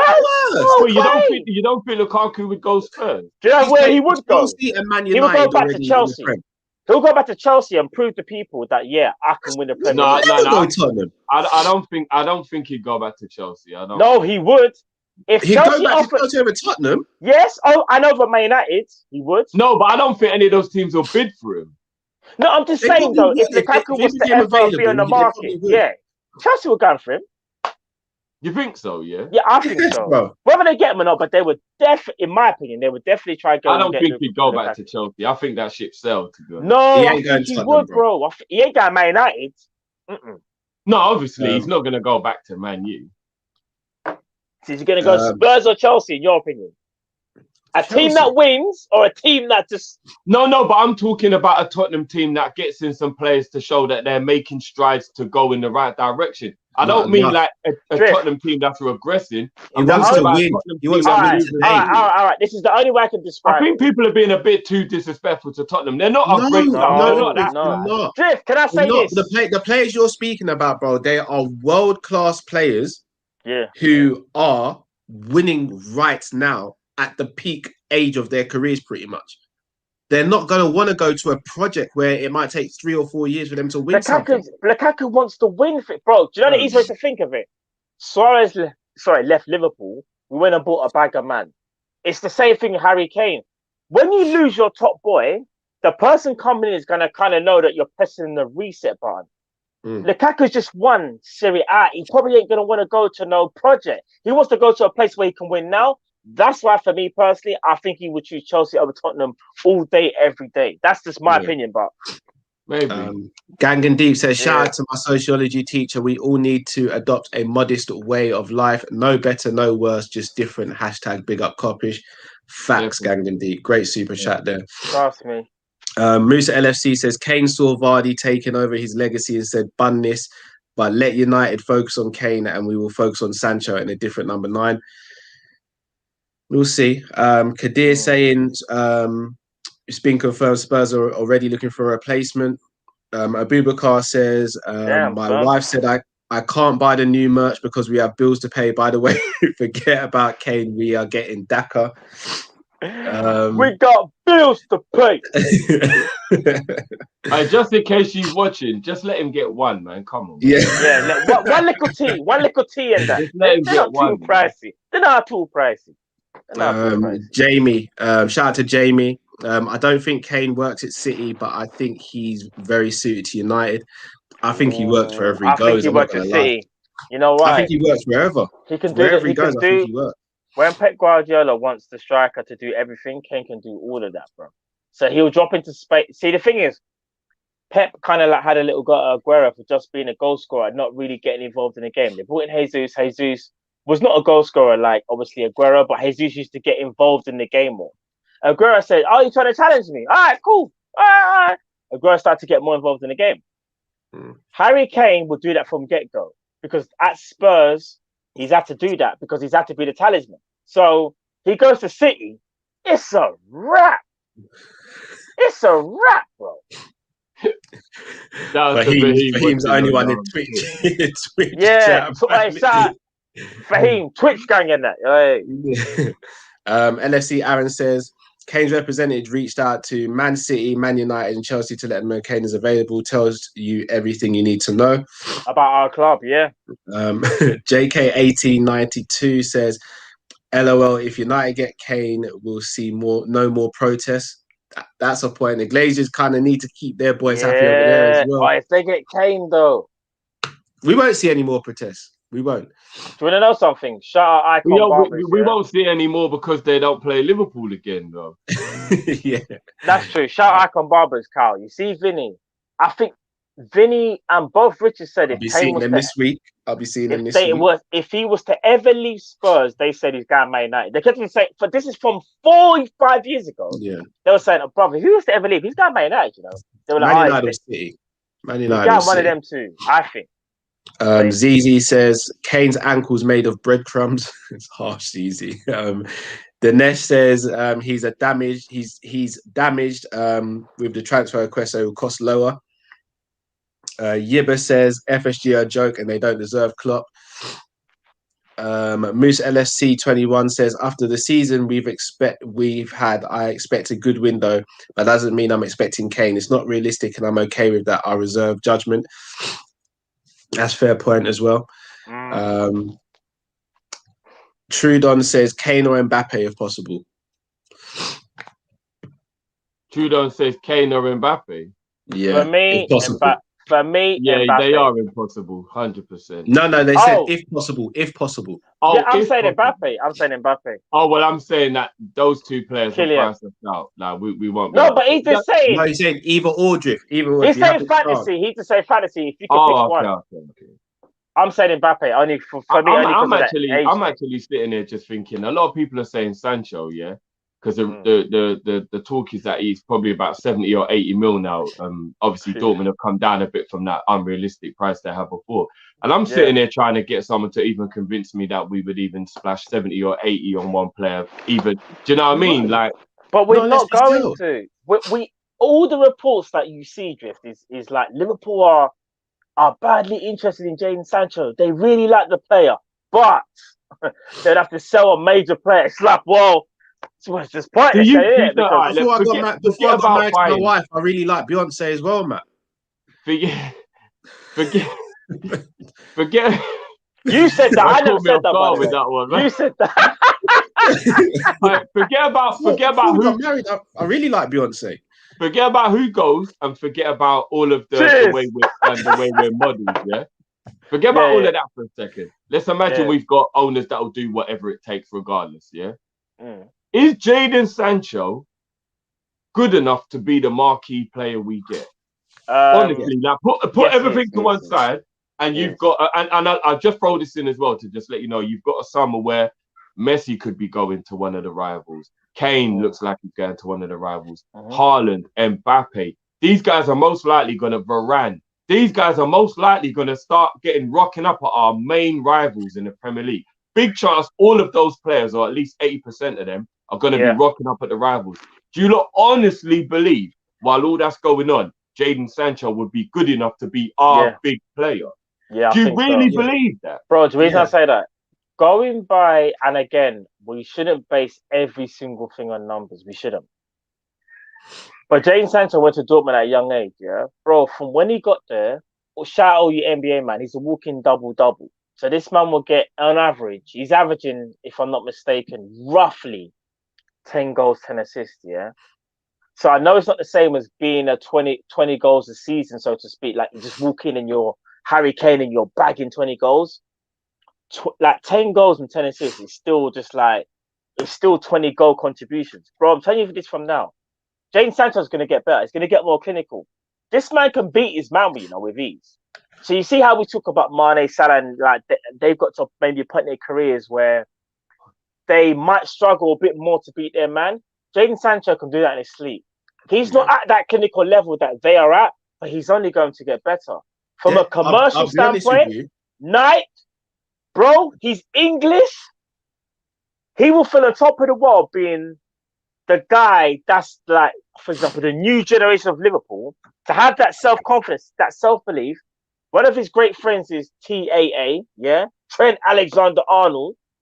Bro, Jordan Henderson, the captain, is there to guide him as well and be like, yo, Sancho, I know you come with a lot of sauce in that, but like, let's just, you know what I mean? Let me keep you humble. Bro, I'm telling you for now, he might not seem like an Mbappe, a Haaland, a Harry Kane. Bro, this guy here, in my opinion, and I'll say it now, I think he could be a generational talent that we're sleeping on, in my opinion. Plus, he can play right, left, and centre. That's a lazy comment, in my opinion. That is a lazy comment.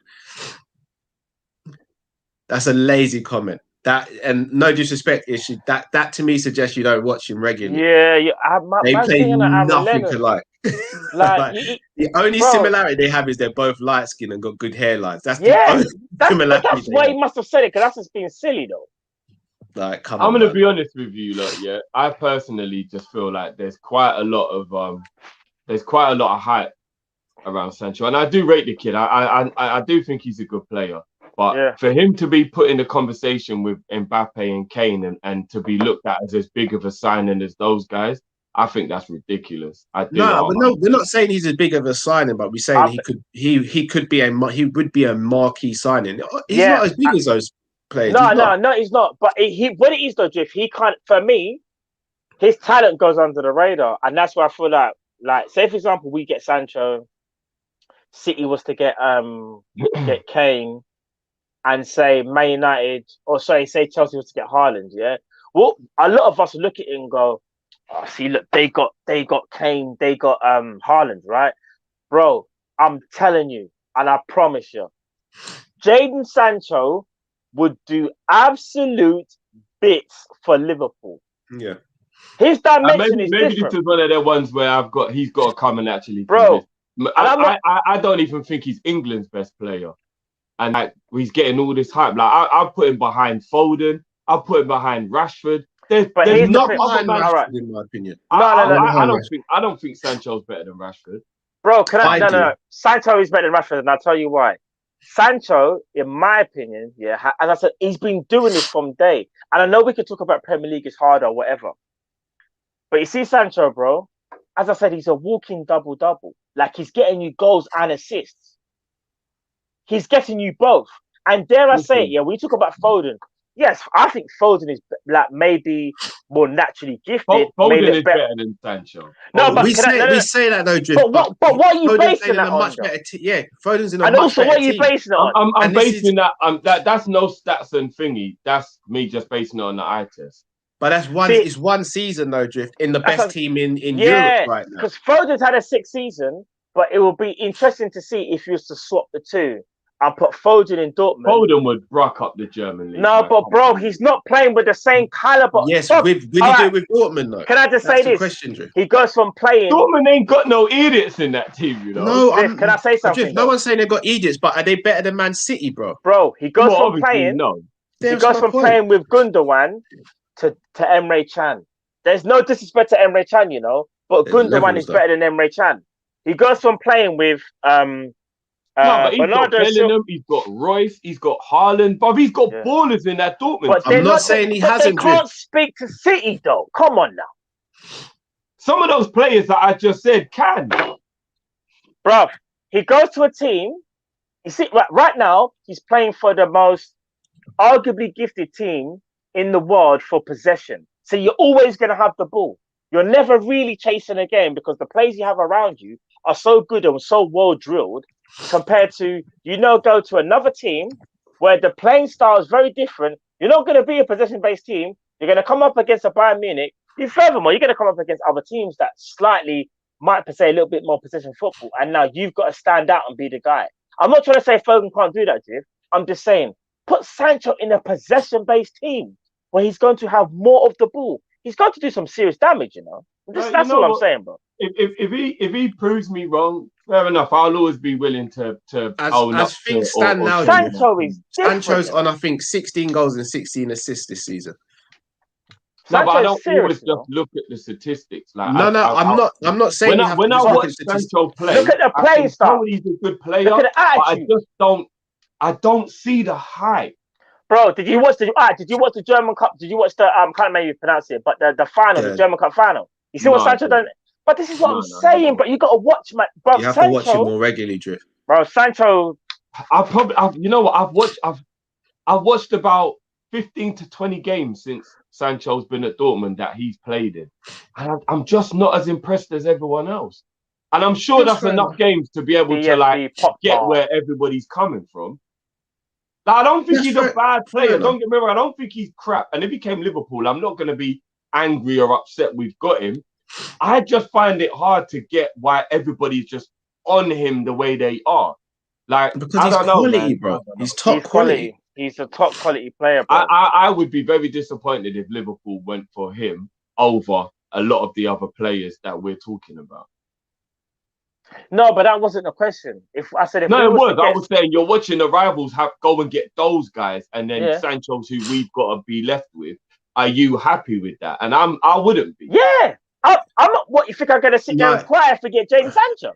No, not that you'd be angry we got him, but you're looking at Mbappe's and Haaland's go and improve our rivals, and we've got Sancho. We've got the worst of the deal. Do you get what I'm saying? Do you know what? In hindsight, that would annoy me. On face value, we'd all look at it and go, Haaland and Mbappe, face value, they're all worldly, right? They are all worldly players. But if you sat there and told me that this scenario actually happened, I'm not going to sit here and cry, and I'd actually sneakily feel like, do you know what? I'm not saying we got the best player, but let's just see what happens. Let's see what happens, because I'll tell you something for now, sleeping on Jadon Sancho. Because it's all right going to other teams, bro. Can you replicate what you've done at your old team to the new team? That's another thing as well. Yeah, but don't sleep that as well. No, but don't sleep on Dortmund and Liverpool. Sancho's making sure Haaland eats well at Dortmund. Don't sleep on that. He needs that service. Don't sleep on that. He is providing him with a lot of assists. How many direct Sancho to Haaland assists? There's videos on it, bro. The German the Bundesliga YouTube channel have done a dedicated video showing how many times Sancho is setting him up. I can have a look at it. I think Sancho's serious, I get it. I like him. I think he's a good player, but I think he's just overhyped. I personally do. Drift. I actually think he's underrated because he doesn't play in this country. I think he's underrated as well. Drift, underrated. Drift, I'm not trying to quote your words, but you did say you think Oxlade-Chamberlain is better than Sancho, innit? That's what I'm going to say. That's how I know you don't rate him. And they're two different positions, so I'm not comparing them player for player. Let me just be natural real. Ability. But just because Oxford's been cropped for so many years, people forget how good he is. No. If for me personally, just as a natural talent, just for me personally, let's say you take the position out of it and you just said, watch a footballer for when he first burst onto the scene and show me what he can do. For me personally, I'm picking Jadon Sancho. That's fair, and I'm sure a lot of people would. But fair enough. Jamie says, what I don't understand about FSG is if you signed Kane, you would make a lot more money in a year. Makes no sense. Same here, Jamie. Doesn't make any sense to us either. Sponsored by Nike. He's a Nike ambassador, bro. Yeah. ZZ says, João Felix over Harry Kane, #free Felix. Not for me. I'm greedy. I want the ready-made product now. Like if I go to McDonald's, I don't want to have to take the ingredients home and cook it myself.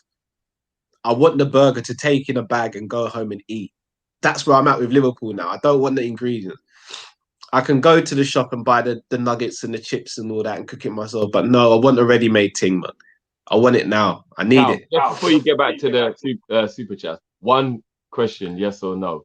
Sancho over Gnabry, yes or no? No. Okay, yeah, we can get back to it. No, but you guys know how much I've rated Gnabry. No, I know. I just wanted to see how far your Sanchez love went. That's all. No. I love Sancho, innit? Like I do, but like if you guys know, I probably overrate Gnabry, maybe. Like I rate him. That's your guy. I know. Yeah, I know. I think Gnabry's better than Sancho as well. I think Gnabry's sick, but for me personally, would pick Sancho.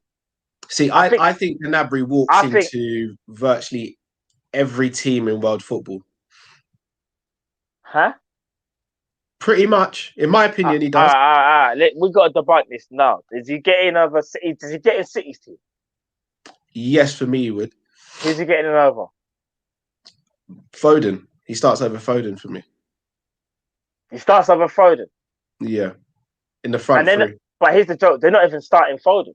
They're starting Mahrez, Sterling. Let's just go with. And he starts over Sterling. No, but okay then. But we're talking about a Sterling that's having arguably a bad year. But if you talk about Sterling's career, he ain't getting over Sterling. No, Gnabry's better than Sterling. No, Gnabry's better. But if you're talking about what they've done in their careers, you have to pick Sterling. I'm sorry, we can't talk about what Sterling. I disagree with that, man. I don't think you have to pick Sterling. I think Gnabry's more of a complete player, and I think Gnabry gets the same goals that Sterling would get at Man City, possibly even more. Bro, you see, here's the thing as well. This is again when I say like the whole football fashion. You know what? I didn't even mean to no. I just want to say something. And recency bias, because recency bias will tell you Sterling's not starting right now because Pep has kind of changed it. Hence why when he won, I've been screaming about Gnabry for years. Like if we were to go through a list of teams, Gnabry, I don't think maybe one or two he would get. No, but here's the joke. Gnabry is actually a better player than Sterling. But for Man City, Sterling will actually get you more goals and more assists, you know? I disagree. I think he does. I think he does. Because you want to know something that's underrated with Sterling? Even though Sterling, as I said before, is not the greatest footballer in terms of like, he's talented, but I don't think he's as talented as Gnabry. One of Sterling's main strengths that is so underrated is he listens to instructions to the point, like, that's why up until only this season, he's only been dropped. Remember, they had Leroy Sané. No, but hear me out though. They had Leroy Sané, yeah, who Pep rated highly. They used to drop Leroy Sané for Raheem Sterling, bro. Let's not sleep on that. So we can't go by one season and go. I'm not going by one season though, because even if you look at seasons gone past, for me, Gnabry's a better finisher. He's a better dribbler, and they're about the same in terms of pace. Who's fit though? Who's fit? Because fit is key, right? We can't sit there and say, yeah. Sterling, fitness all day. Sterling, he hasn't got a better fitness record, but better. It's clear, Cal. I don't even know if it's clear because I'm pretty sure Gnabry was injury-free pretty much all the last season. Sterling's had no bad injuries in his whole career. I apologise. We're just having this is a healthy debate, bro. Yeah. Bro, because now we're even bringing in their injury records. This is going to end up being like a 20-minute argument. No, it won't be. We're going to end it now. We're going to end it now, literally. Either one of us, we're going to end it quickly. Like, it's not about who's the right. We're just bringing arguments in. All I'm saying is this, though. If you think about Sterling's career, Sterling's had never been injured. Like from what I can remember off the top of my head, he's never had no bad injury. Rarely gets injured. Yeah, he's very durable. And that's why I want to say the durability and the numbers that Sterling's put up here, you can't have to say Sterling deserves it. But if we're talking about as a who's the better player, who's more gifted or whatever, I agree with you, it's Gnabry. But if we're talking about who probably will get better numbers over a season, it's probably Sterling, fam. Because Sterling's going to be fit for 95% of the season, whereas Gnabry won't. But he's been fit this season, brother, and he hasn't been Has he? Good. You sure? Well, Sterling has. No, Gnabry, I'm saying. No, Gnabry hasn't been as fit as Sterling this season, but he's probably still got better numbers than Sterling. I don't know off the top of my head, but I wouldn't be surprised if he got better numbers than Sterling this season. That'll be the first year, though, Carl, because Sterling's been bagging for time. And I don't even all competitions, I genuinely don't know. In all competitions, I don't know. But in terms of Gnabry, I think apart from Liverpool's front three, and even then, I'm not going to lie to you. If you said to me you're dropping Firmino and putting Gnabry through the middle, you're not having an argument with it. For me, I'm doing it. Gnabry for the middle? Yes, bruv. Over Firmino, yes. Lord of mercy. Hold on. You guys don't sorry, Matt, you don't think he's clinical? I think Gnabry is highly talented, yeah. But I don't know if I would sit there and say, because you know what it is, Carl? It's how you perceive as clinical. When you say the word clinical, is he more clinical than Firmino? Yeah, that is true. Look, that is true. There's no bias in me, bro. But it's not, no. But when you say clinical, in my brain, and I know Drift is thinking the same thing, that's why he not say nothing. He's thinking Harry Kane, Lewandowski. So when you said the word clinical, my brain went there. When you said clinical, he just might be a better finisher than Firmino, but can he work the space? Oh, not even that. Can he be a better number 9 than Firmino? That's a question that Jiff brought up. He could. No, yeah. I just wanted to know how highly he rated Sancho, so I used one of the people who I know he rates high. I didn't think it was going to end up making that. Come on. Yeah, you know what it is? I rate Gnabry, bro, but if we're talking about body of work, you have to put Sterling over. Gnabry's a better player. Remember, I'm not debating that, because I think Gnabry's better than Sterling. No, that's what we need to know, though, bro. Who's the better player? But we can't sit there and say, but does he get in over Sterling? That's why I said that to you, because he doesn't, He actually doesn't. But if he's the better player, why wouldn't he? Because Sterling, again, is always fit. And Sterling, even though he may not be as gifted, will probably get you better numbers. Okay, let me ask you. Pep's phasing Sterling now. I guarantee you. And that's not. And Carl, that is kind of factual, because going by the numbers. Within 12 months, Sterling won't even be surplus to. It'll be surplus to requirements. Pep's phasing him out. What? If you had to play a left winger and you had the choice between Mane and Neymar, Matt, who are you playing? Why are we? I don't understand how this gets. You know what, Carl? Let's move. No, because why are we talking about Mane and Neymar? I don't understand. I'm just one word answer. Who you starting, Neymar or Mane? Carl, what are you eating today? Chicken or beef? It's not about me. We're asking questions. We have it for breakfast tomorrow. Like egg sandwich or bacon sandwich. We can all ask questions, innit? I'll probably have both, bro. I'll combine. I know you would. You'd have the bacon and egg sandwich. Is there anything better than a bacon and egg sandwich? No. You lot stop moving the goalpost, Drift. If you got a choice between Mane and Neymar, why left wing for Liverpool, who you picking? I'm sipping my water still. So everyone's lost Wi-Fi now, yeah? So what you're telling me? Everyone's lost Wi-Fi. Drifty, I can see your face moving, bro. What are you doing?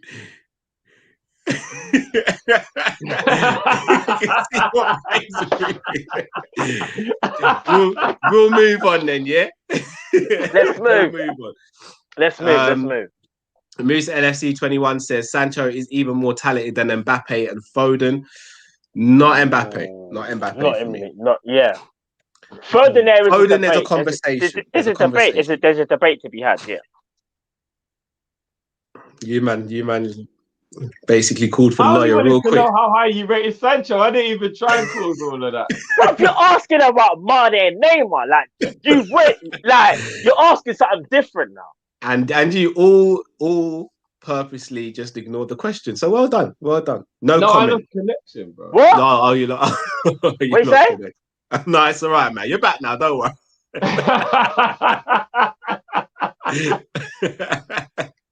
Sam Max Legend says LFC will get a jack. We'll end up with. Gives it away, bro. Yeah, for real. We'll end up with Stone Cold's empty beer can. FSG not looking at Kane. FSG can't afford to run a big club, so pack up and leave ASAP. Strong words there from Sam Max Legends. Ashley says, love your channel, guys. I was wondering what was all your first live game at Anfield. What was your first live game at Anfield, guys? You have to go back. First live game at Anfield? Yeah. Oh my days. I think it was a friendly against Tranmere. I think it was a friendly against Tranmere. I think mine was Liverpool versus Dortmund pre-season. No, mine was. I'm trying to think. That was. You see that was, I went there for my 25th birthday. That was my missus basically booked the tickets, hotel, stadium tour, Mine must have some been other stuff and all that.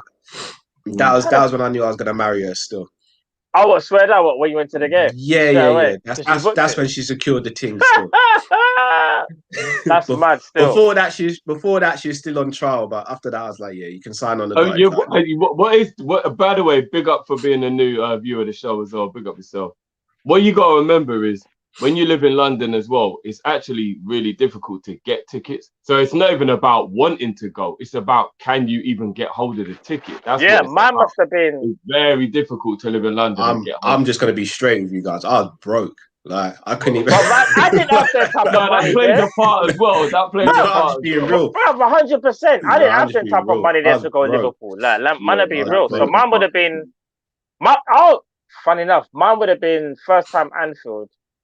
Naby Keita's debut. Still, it would have been the West Ham game. Would have been a West Ham game for me. Yeah. Would have been a West Ham game because bro, man didn't go Anfield before then. I always wanted to go. It's only when I was little when I got as my a child. When he would take me to games. Like I've even been to like Millwall games and remember thinking. Like that because his friend I'd seen Liverpool live before that, but I'd never at Anfield. It was always at an away ground. Yeah, see, I saw them at the Palace. Obviously, I saw them at Selhurst Park. Yeah, whatever, I almost got beaten up at Charlton. I remember you saying, as a teenager. Yeah, bruv, yeah. I would have deserved it as well. Yeah. Oh, well, Liverpool.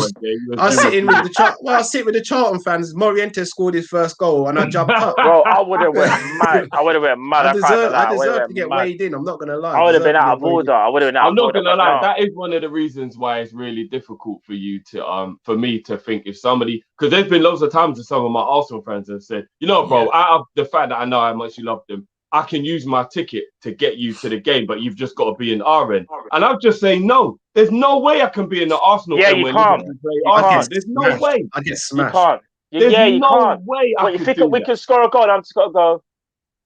And it ain't even just. I'll be honest. I'm not. I'd come out the stadium. and Robbie and them man would be like, "Cal, what are you doing there?" They'd probably rush me, bro. So I'd have no chance. And the thing is, now we do this, there's a slight possibility we could get recognised. So it's even less chance man could sit in the away end now. Yeah, too risky, man. I can't do it. The only way I'd potentially attempt to do it is if I went with my little one, because I'd be very surprised if someone started me when I had a little kid. There are a lot of people who are still stupid enough to trouble you with. Very true. That's crazy. I can't even lie. If you're gonna, that's just. There's loads of people who don't have that moral of like understanding. That's very true. No, it's true. It's true. So they might be drunk or something, and you know, that's true. Drunk, more time though. Anyway, we'll most likely, and again, it's not even like a challenge, but we'll most likely with the three of us, we'll be squadded up anyway. So. There'll be three of us at least, you know what I mean? So if I'm bringing my little one, if you're talking about being in the away, and Carl's bringing my little one, we'll be squadded up. I just think about Crystal Palace away, Matt, when we were doing the interview. Yeah, trust me. We almost got into an alright. Hey, trust me, and it was just us two, you know. You know what though? Crystal Palace fans are savage, you know. Bro, no, but it wasn't even Crystal Palace fans. It was Liverpool fans. Yeah. No, but I'm saying Crystal Palace fans are actually savage, but don't mess with Palace fans. No, the Palace fans were calm. It was some Liverpool fans that thought they were the guys, isn't it? Crystal Palace fans are like the epitome of South London. And it's not welcoming. That's for damn sure. No, it's not. No, that's true. That's true. Yeah. Troy M says, does the merch include a rage cage? After Cal's Devil's Advocate sesh, I need to break things in a safe environment.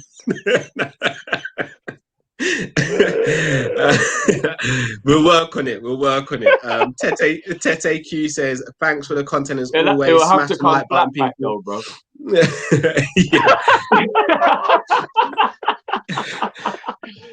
Tete says, thanks as always for the content. Smash the like button, people. Mr. Here's My Battle says, Mo, 234 shots on target, 93 goals scored, 2.51 shots on target per goal. Kane, 205 shots, 86 on target, 86 goals scored, 2.38 shots on target per goal since 17-18 EPL season. That's crazy. That's crazy, man. People sleep on Mohammed. Keep Bro, on saying we it. don't. I don't. We don't. I People don't. sleep on Mohammed. Moose LFC 21 says everyone would love Kane, but do we honestly think Klopp would choose Kane out of anyone in the world if he had a choice with the way we play? I actually think he would. I'm not gonna lie. I think it'll be him or Mbappe. That let's say Klopp had the pickings of any striker, I think Klopp would either go for Kane or Mbappe. Mbappe's not a striker. No, but you know when Klopp loves that man that's versatile, bro. He does. No, but if we talk about a 9, if Klopp wants a 9, apart from Lewandowski, it's Kane. No, but he wouldn't go back there because of age. So maybe you'd have to throw in Haaland then. You'd have to throw in Haaland. But I still think he would go in backs because he'll be like. So before I forget, to cut you, Cal, you know this whole like Mbappe actually came out and was like, I don't want to play 9. But even though he even said that, PSG still play him as a 9 though. No, they don't, bro. Bro, in that game that I watched against Man City was it Bayern Munich? It was either the Bayern Munich or the City game. They actually were playing Neymar left, Di Maria right, and Mbappe through the middle, bro. No, sometimes they do that, but mainly he plays from the left. But in that game, they played him up front. So technically, he still gets played there, bro. He's not a striker. And I'll be honest with you guys, I love Mbappe, but he's not as clinical as people think either. No, I get that. He ain't a Kane where like 1 in every 2 he's going to bang in. And he's young. He's young, so he's allowed to be. But is he allowed to be not clinical at Liverpool? But I think he's the most talented player who can go on to another level. Because all I would say is with Mbappe, all he has to work on, in my opinion, is his finishing, and he becomes one of the greatest. His headering as well. He hasn't scored 1 goal from a header this season. That's true, but let's be real. Thierry Henry was never the greatest of headers, but he's still considered one of the. I agree, but with the way we play now, with Trent crossing and all that, and Robbo crossing, we need someone who can header as well. No, I hear you, but when you got an Mbappe, though, we can't keep putting Ali up front, though. Let's be honest. You're right. It'd be unfair to the rest of the league, innit? That's true. Man, you can't have a goalkeeper that's got 44 clean sheets and 12 goals. If we played like Man City, a bit more pragmatic and carving man open, Mbappe would listen. Can you imagine match previews next season where like, is he going to play Ali in goal or is he going to play him up top? What do you reckon he'll do for this game? Ali striking. I tell you what, what that game showed me on the real is if there's 5 or 10 minutes to go and we need a goal, I genuinely think he'd put Kelleher on as the substitute and put Alisson up front. It might actually be the way forward now. The only thing is, think about it, he's going to get man marked. Power in his shot. Ali will get man marked. It counts right, you know. After that one but if he's man marked, then it'll leave room for another man, isn't it? For Virgil on that, innit? For Virgil on that. Hey, Nat Phillips will eat that all day, every day. Hey, did you see how close Nat Phillips come to that header as well before Ali scored it? I just saw someone flying through the screen in slow motion. I was like, oh, that's that was even more impressive that Ali was concentrating. Because the way he flew in front of him, that could have fully distracted Ali. But Ali actually kept his eye on the ball. Yeah. And he was like, I'm going to show these man just how you do it. And directed it to perfection. Boom. And then afterwards, when they asked him if he practices it, he said no. But obviously, when we're ramping as goalkeepers, sometimes you might head it at the goal for the other goalie to save it or whatever. So you have an understanding of what where to put it. How mad is that, bro? Man, not even practice headering it. A man did a Harry Kane finish, bro. Crazy. I'm not surprised. He's a worldly goalkeeper. Mansour says if PSG comes for Mo as Mbappe to Real and Mbappe to Real, what about Kane? I still wouldn't see it happening. Yeah. Just don't see it happening, unfortunately. Shakalaka says competition culling might be in play here. If City get Kane, they will be very strong favourites. If Liverpool buy Kane, they will stand a strong chance. That's another thing. Yeah. City ain't going to want to sit back and see Kane go somewhere else. Or Man United. They will literally get vexed and go and get Haaland and Mbappe or Messi. Yeah. They'll get so vexed if we ever. No, do you want to know something, guys? I actually fully disagree with that. I actually think if there's one team in the league that don't watch face, it is actually them. No, I don't think they care about what everyone else does. No, but bro, they're losing Aguero. They cared about Virgil van Dijk. Did they? Yes, they did a lot, bruv. They did. Pep wanted Virgil. He did. No, I don't mean they don't want players other people want. What I mean is if another team's doing what they're doing, I don't think they watch. I don't think they care. They're like, we've got our plan and and we'll just do what we want to do. I don't think they react and care about what everyone else is doing. You're right. but I'm the fact going to that they're ask you, losing how often striker- does a player who's top 2 or 3 in their position in the world become available? Because they were interested in Messi. They were interested in Messi, weren't they? Well, we don't know if that was a real rumor. They were willing to. No, bro, it was real, bro. It was so heavily leaked. Pep was speaking to man from time. Shout out to Big Steve, bruv. They were going to give him a share of the company, not salary. Share of the company. And that was real, yeah. That was a real offer. Bro. Yeah. That's real. Yeah, I believe that as well. Still. Bogdan says Mo has a better shot and big chance conversion than Kane. He might do. He doesn't have a better shot than Kane. That's not. No, shot conversion. Oh, sorry. I thought that just. He might do, but that's why I want Kane as well as Salah. So I just want both the best in the league. You got to have both of them, man. M to the O says, watch Drift in 25 years when new man doing an all-time team. Alisson played 1 minute up top, scored most prolific striker in history. Facts. That'll be 100% true. Because you know what, in 25 years, people will be so stat obsessed that I will be the winner. I'll be like, well, he's got 100% shot conversion. So what's man talking about? That is fully you. Musa says Salah's passion and fight last couple of games has shown he's a man that wants to stay at the club. Love Mo's attitude right now. Big up Mo Salah, indeed. I must admit, Mo's attitude has been A1, man. A1. Trust me. Matt says Nat's headbutt would be like a bus hitting you. Yeah, or Ngannou, either one. Aspect Limited said FSG have turned us into accountants. It's jarring. Facts. Yep. Josh Harding says reports today say Adrian has been offered another year. They want to sign a 20-year-old goalkeeper on a free for the under 23s that will take over from Adrian next year. Guys, they haven't offered him a new contract. They're taking the option on a 1-year extension that he had written into his contract. That remains to be seen. I haven't seen it. I don't believe it. We'll see what happens. No, it's happening, man. I'll see what happens. Mansour says Ali showed how much we were missing Virgil from set pieces. Facts. I think it was 151 corners before that goal yesterday without us scoring from I've been streaming that all season, man. Basti said, guys, rumor has it Ben Davies is going to be our marquee signing this summer. More like marquee, yeah, both. Troy M says, forget the rage cage. I need the merch to include a hard liquor after this transfer budget convo. Kop-Ish. Oh, I like the play on words there. Kop-Ish. I like that. That's a very good wordplay. Promo says, forget Kane. We need a Sancho / Saint Maximin. Mane is done out here. He will remain a legend, but it's time to move on. Left wing is more of a priority than centre forward. Disagree with that, unfortunately. Disagree. By the way, I want to call our liquor Hennish. That's the name. Henny, yeah? With the ish at the end, yeah. With the ish in it, Hennish. Okay. That's what we're calling it. We're calling it Hennish. I see you. Miss LFC21 says, not going to lie, we overrate Origi, 15 to 20 mil. Wilson probably go for that.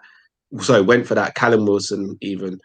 MS says, would you rather an injury-free Ings or an injury-prone Kane? Injury-prone Kane. Yeah, same here. Love Ings though. Do love Ings. Ings is bad, but still, yeah. Kane. Tahir Qureshi says we need backups in every position next season. Facts. We've needed that for a while.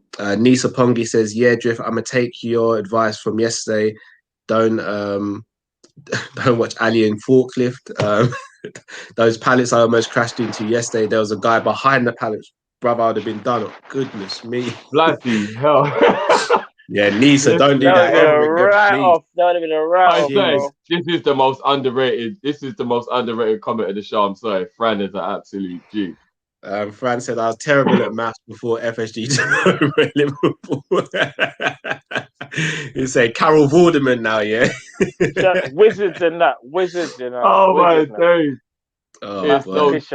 Matician. Alfonso Bell says, for the money, Mbappe is a target final year of the deal. Yeah, it's very true as well, potentially. Mr. Here's My Buttle says 5 mil in Thiago and 12 mil for Jota already confirmed. Yeah, we know how it goes.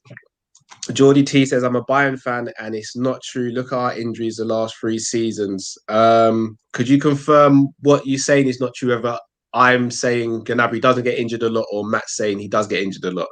Just confirm that for us, Geordie T, please, bro.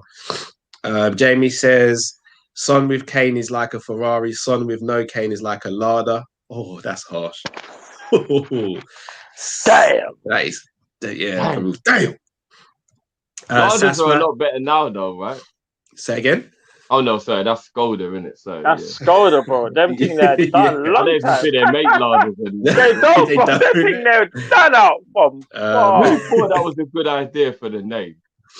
I had no idea. Even if it was your surname, somebody should have been a bit like, maybe let's go for something a bit more jazzy. Like, yeah. Saswat says, new hoodie, can we pay in installments? Unfortunately, nope. It's release clause with us and it has to be paid in full. 1975 Jamrock says, so do you think what do you think is going on in... Not an Mbappe. Yeah. 1975 Jamrock says, what do you think is going on in Yemen? It's a different conversation as well, that. Musa says, free Palestine lads, man like Matt. Lads, listen to a rapper, low-key Palestine rapper. Palestine rap is real talk. Fair enough, we'll check him out. Mr. Hare's My Buttle says, that hoodie looks really nice. Thank you very much. Thank you, bro. Sean Swain says, Matt, are your sauces ketchup and mayo?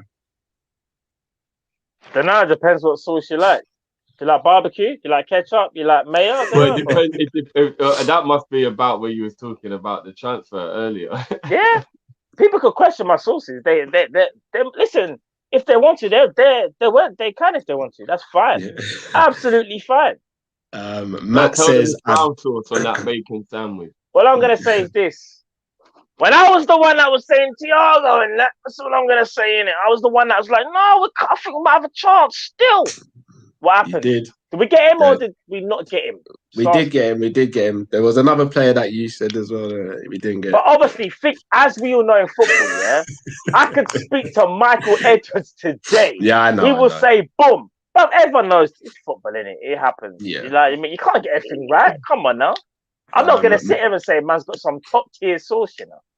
Very true. Matt says, binned by Domino's Pizza after they drew Cater out. Did you not see that? No. So I think someone tweeted something about Domino's, and then they said there'd something along the lines of there'd be more available than Naby Keita or something like that. Oh wow! No! Wow! No! yeah. They got moved to Naby still. M to the O says, "Can I get back pay on the super chats for Mo?" Can I get back pay? Wow. No, but guys, we will be running competitions where we'll be giving away some of our merch. 100%. M to the O says, man getting hella reality checks today, peak. Bogdan says, Kane is too sluggish to play for Klopp or Pep.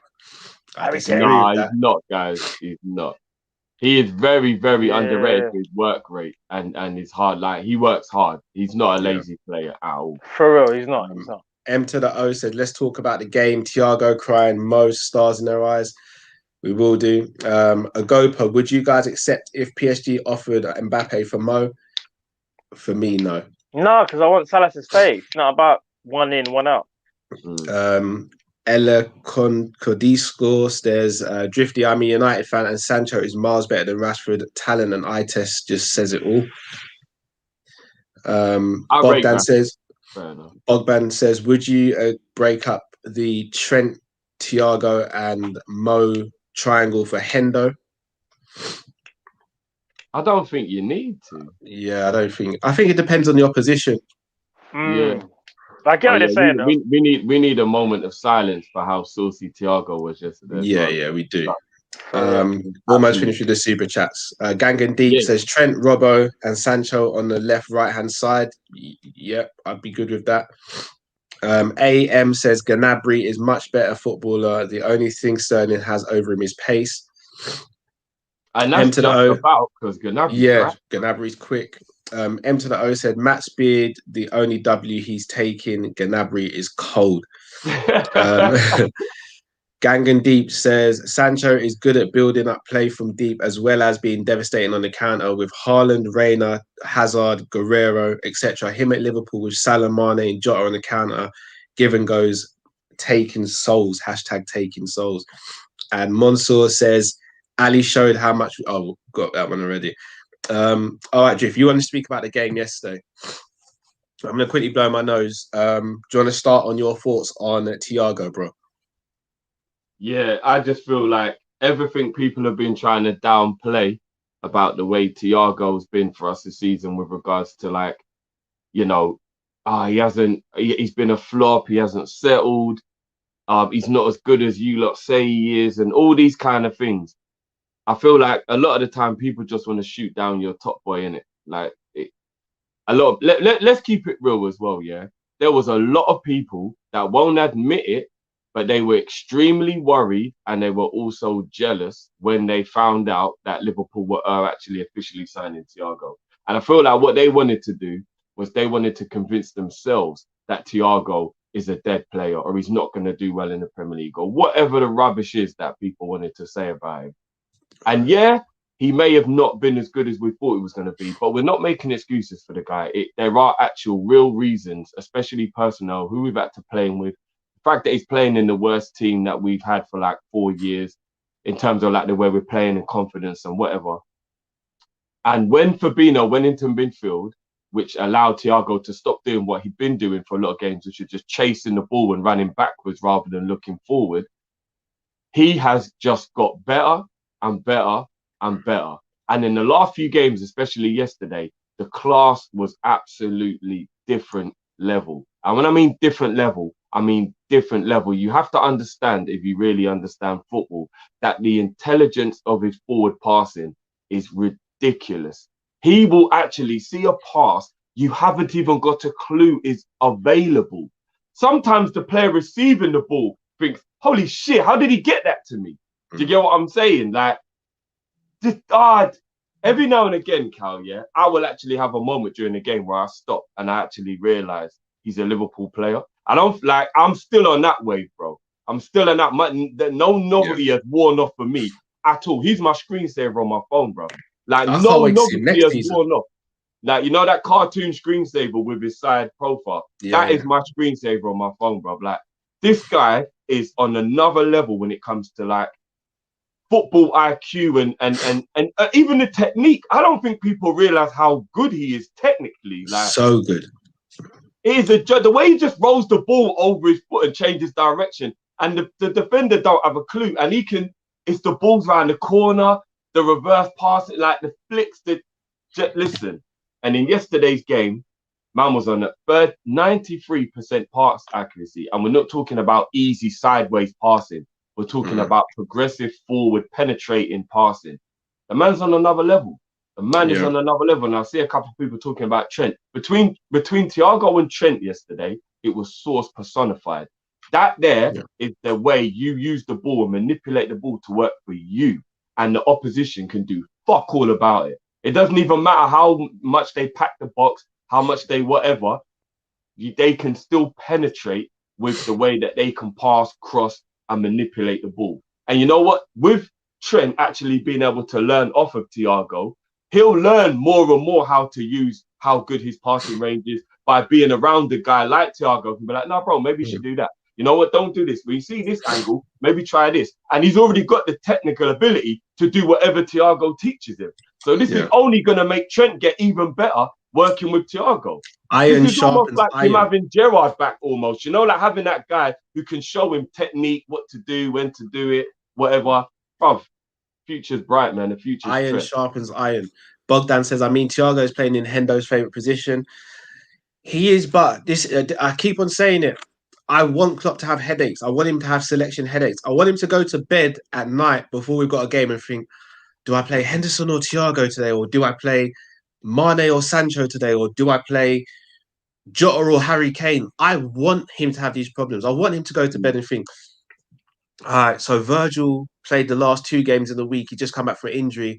Do I go Kanate and Gomez, or do I go Matip and Gomez, or do I go Kanate and Matip? I want him to have these headaches. That's why. That's how you become a fantastic worldly team. Like all the other teams, like Pep rarely goes to bed and knows he's starting 11 for the next game. In my opinion, rarely, because he's got to think: do I go Rodri, who's more of the ball keeper, or do I go Fernandinho, who's more of the destroyer? Do I do KDB as a 10, or do I do him as an 8? Do I go Bernardo Silva on the wing, or do I do him in midfield? Do I go Mahrez and Ferran Torres, or do I go Mahrez and Sterling, or do I go Foden? Having these options are what makes teams great, and it makes it harder for the opposition to predict as well. If we had Sancho, Jota, Kane, Mane, and Salah, you can't tell me that opposition manager is going to know what front three we're starting. And obviously, I know that. I know. Say again. Or how to deal with it, even if he did. Exactly. So, I mean, this is why I love the fact that we've got Thiago. And this is why, even though we joke about 4-2-3-1, 4-3-3, who I drop, who I wouldn't, the fact that we can even have a debate and an argument about it, that's a good thing, bro. That's a very good thing. The fact that I can sit here and say, I would drop Thiago, I would drop Henderson and play 4-2-3-1 and play Thiago and Fabinho. And you and Matt would be like, no, Henderson's got to start. You keep it 4-3-3. I love that. That's a scenario I live for. I don't want to just be sitting there thinking, right, got a match preview. We know who was playing. We know who's starting. Yeah. No, it's real, bro. Real. And just before I stop the Thiago loving, I also love the fact that he don't have it, bro. What you think? Because he's little, you can push him around, bro. And you don't win headers against him, bro. He wins all his headers, bro. Bro, bro. His leap is ridiculous. It's the timing, you know. It is the timing. The timing's crazy. But this is what happens when you just know things, bro. This is what I'm saying. Man can manipulate physics, bro. How can you be 5'5" and win a header against a 6'2" guy? 5'5". Bro, he can't be much taller than that. No, he is, bro. He's about 5'9", 5'10", bro. But there's no way Thiago's 5'10". All right, let me check. No way, bro. He's not 5'5", bro. You know how short 5'5". You're telling me Thiago's only an inch shorter than me? No, not a chance, bro. Yeah, but you think I'm some sort of giant, bro, and I'm only an inch taller than you.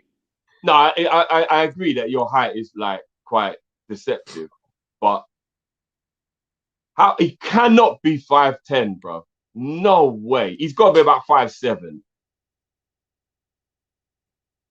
You're right, Drift. He's 5'7", actually. I knew he was short, bro. There's no way he was 5'10", bro. Like, he's little, bro, and he's out jumping that 6'1" man to win headers, bro. Yeah, that's mad. How's he even doing that, bro? Crazy, bro. Luke Ramage says, big up Kopish, appreciate the content of Late Bros. Thank you. Thanks to everyone in the chat. Thanks for everyone who always gives us love. One thing I'm going to ask, smash the like button, people. There's like 900 of you in the chat. We've only on like 500, 600 likes. Let's get up to 800, please, people. Everyone quickly just scroll up, smash the like, and then you're back in the live chat. All right, so I'm going to change topics now. We're going to go into the sticky icky stuff now. The stuff that we didn't want to touch on yesterday. The negatives. We're only going to spend 5 minutes on this, bro. Famous last words. You're on mute, bro. You're on mute. I can't afford to get to no long ass 15 minutes battle royale. You not hear me. I need to lie down. I need an ice pack on my forehead. All right. Lie down. We're gonna get to the negatives. Should we just get onto it now? Whip off the band-aid. All right, cool. Let me go. I'll say my bit first. Everyone says their bit, and then we discuss. Yeah. Cool. All right. Should we just name all the negatives? Yeah. First, and then we can come back to them one on one. Finishing. Firstly, finishing. Okay. Yeah. Yeah. Defending. Yeah, because I feel like there was some defending in that in the game where we were like, what's going on? And last but not least, obviously Jota, that's still a negative because Jota being obviously out for the last 2 games, that's still a massive negative to the fact that he can't impact those last 2 games of the season. Those are the 3 negatives that took out the game. No Jota before the game. Defending was suspect in certain parts of the game, and finishing. For me, those are the only 3 things that I would say, oh my days, it's alarm bells. You're going to have people, in my opinion, that are going to play better than others. That's just natural. But those were the 3 things that I said, yeah, these are the 3 key things that I took from the game. That's me. I don't know whether you disagree or not. Cool. Drift, do you have anything to add to that? No, I'll say the same thing. I've got a couple of things to add still. On defending Reece, and I'm not going to make it a bashing session. I'm just going to say what I've got to say about Reece. Yeah. Finishing, Mane and Firmino. Yeah, that's what. When I say finishing, that's what I'm talking about. Yeah, but I think those two need to be spoken about. But those. Okay, if you're being specific, then that's when I say finishing. I was talking about the finishing of the two specific players. Oh, fair enough. And then, Firmino as a player in the future for us, I think that conversation needs to be had. And then the last one for me is the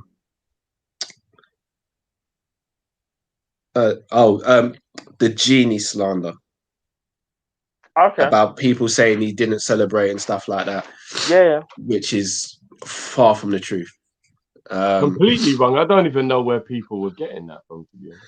All right, so can we just start with the Genie one then, and we'll touch on the others just to get. So the Genie one, look, he didn't celebrate straight away, and people are using that as a narrative to say he didn't want to be involved in the celebrations. Go back and watch the full celebrations. He was fully involved. Genie has been ever present this season in our squad, and again, we've spoken about it. Genie shouldn't have had to have played the amount of games he's played this season. He's having to play these games because others in the team haven't stepped up or they haven't been fit. 100%. So from a standpoint of whether you like him or not, whether you rate him or not, you have to respect him. There has to be a level of respect there. Now, when it comes to not celebrating, I think we are really nitpicking at Genie at the moment.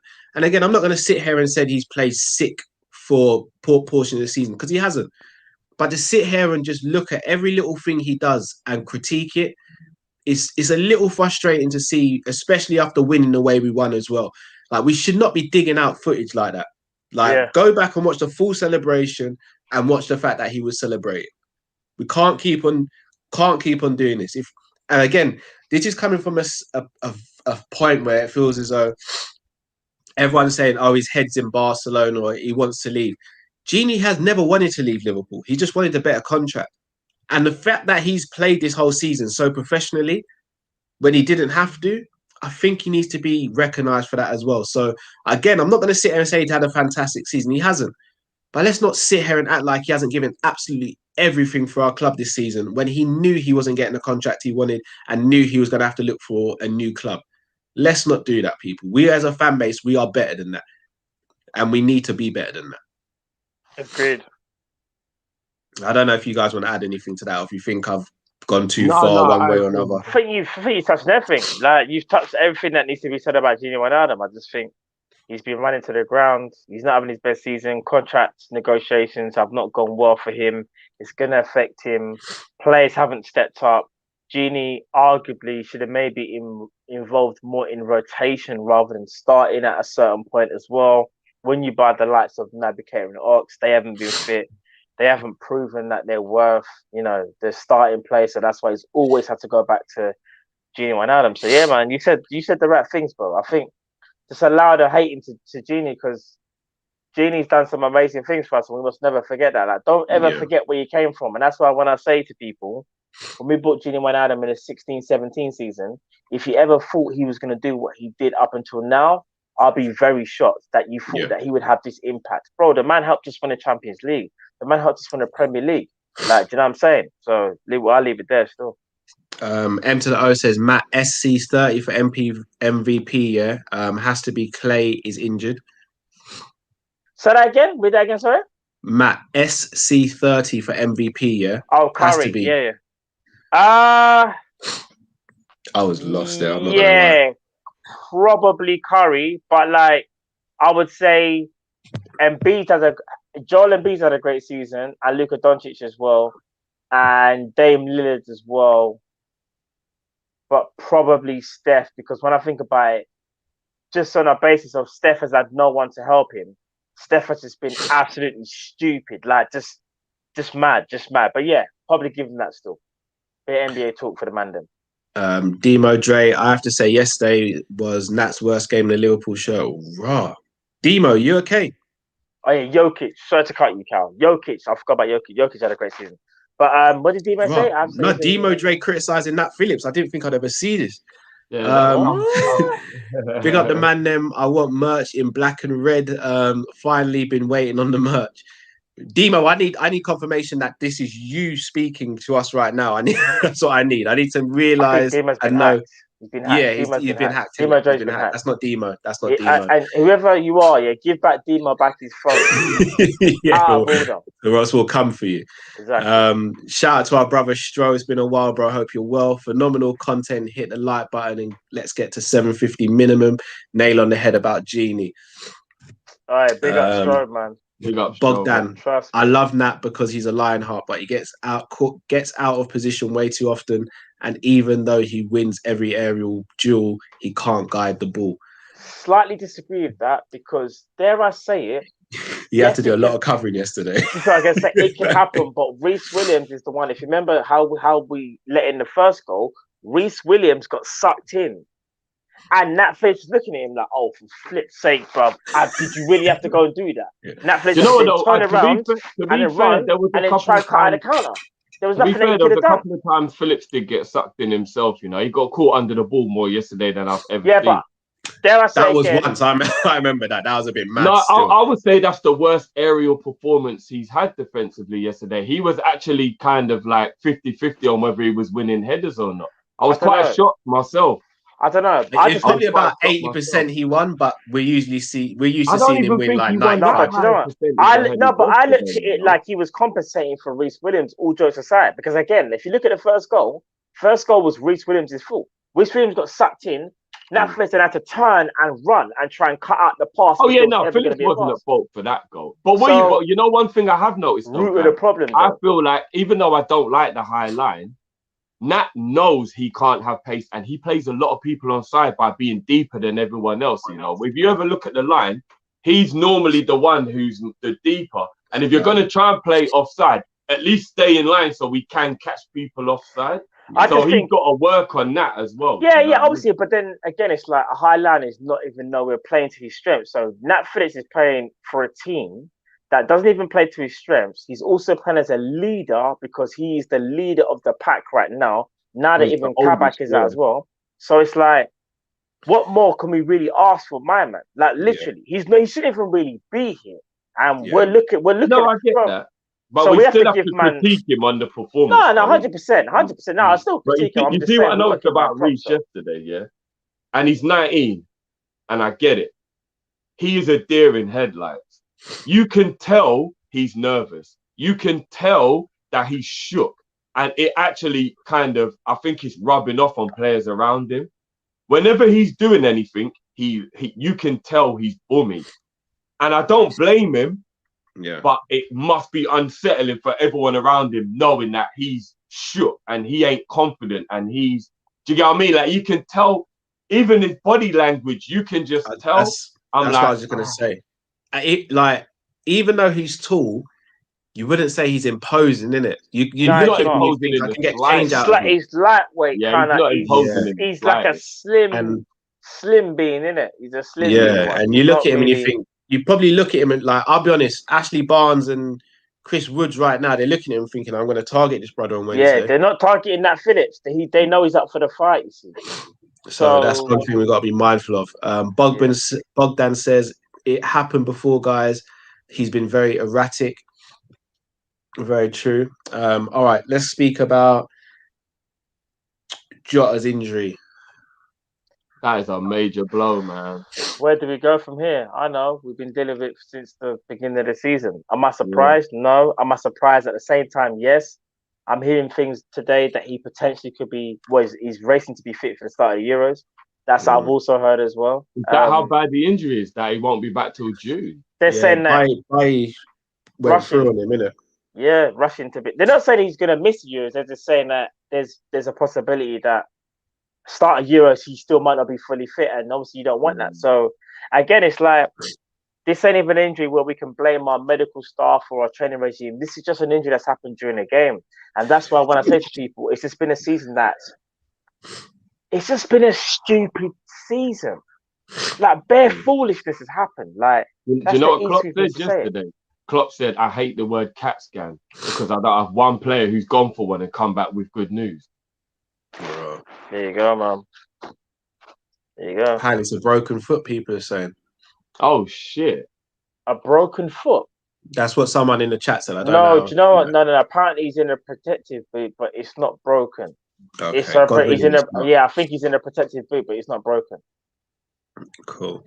I brought up the Firmino thing. Do you mind if I talk about it? Of course you can. Bro.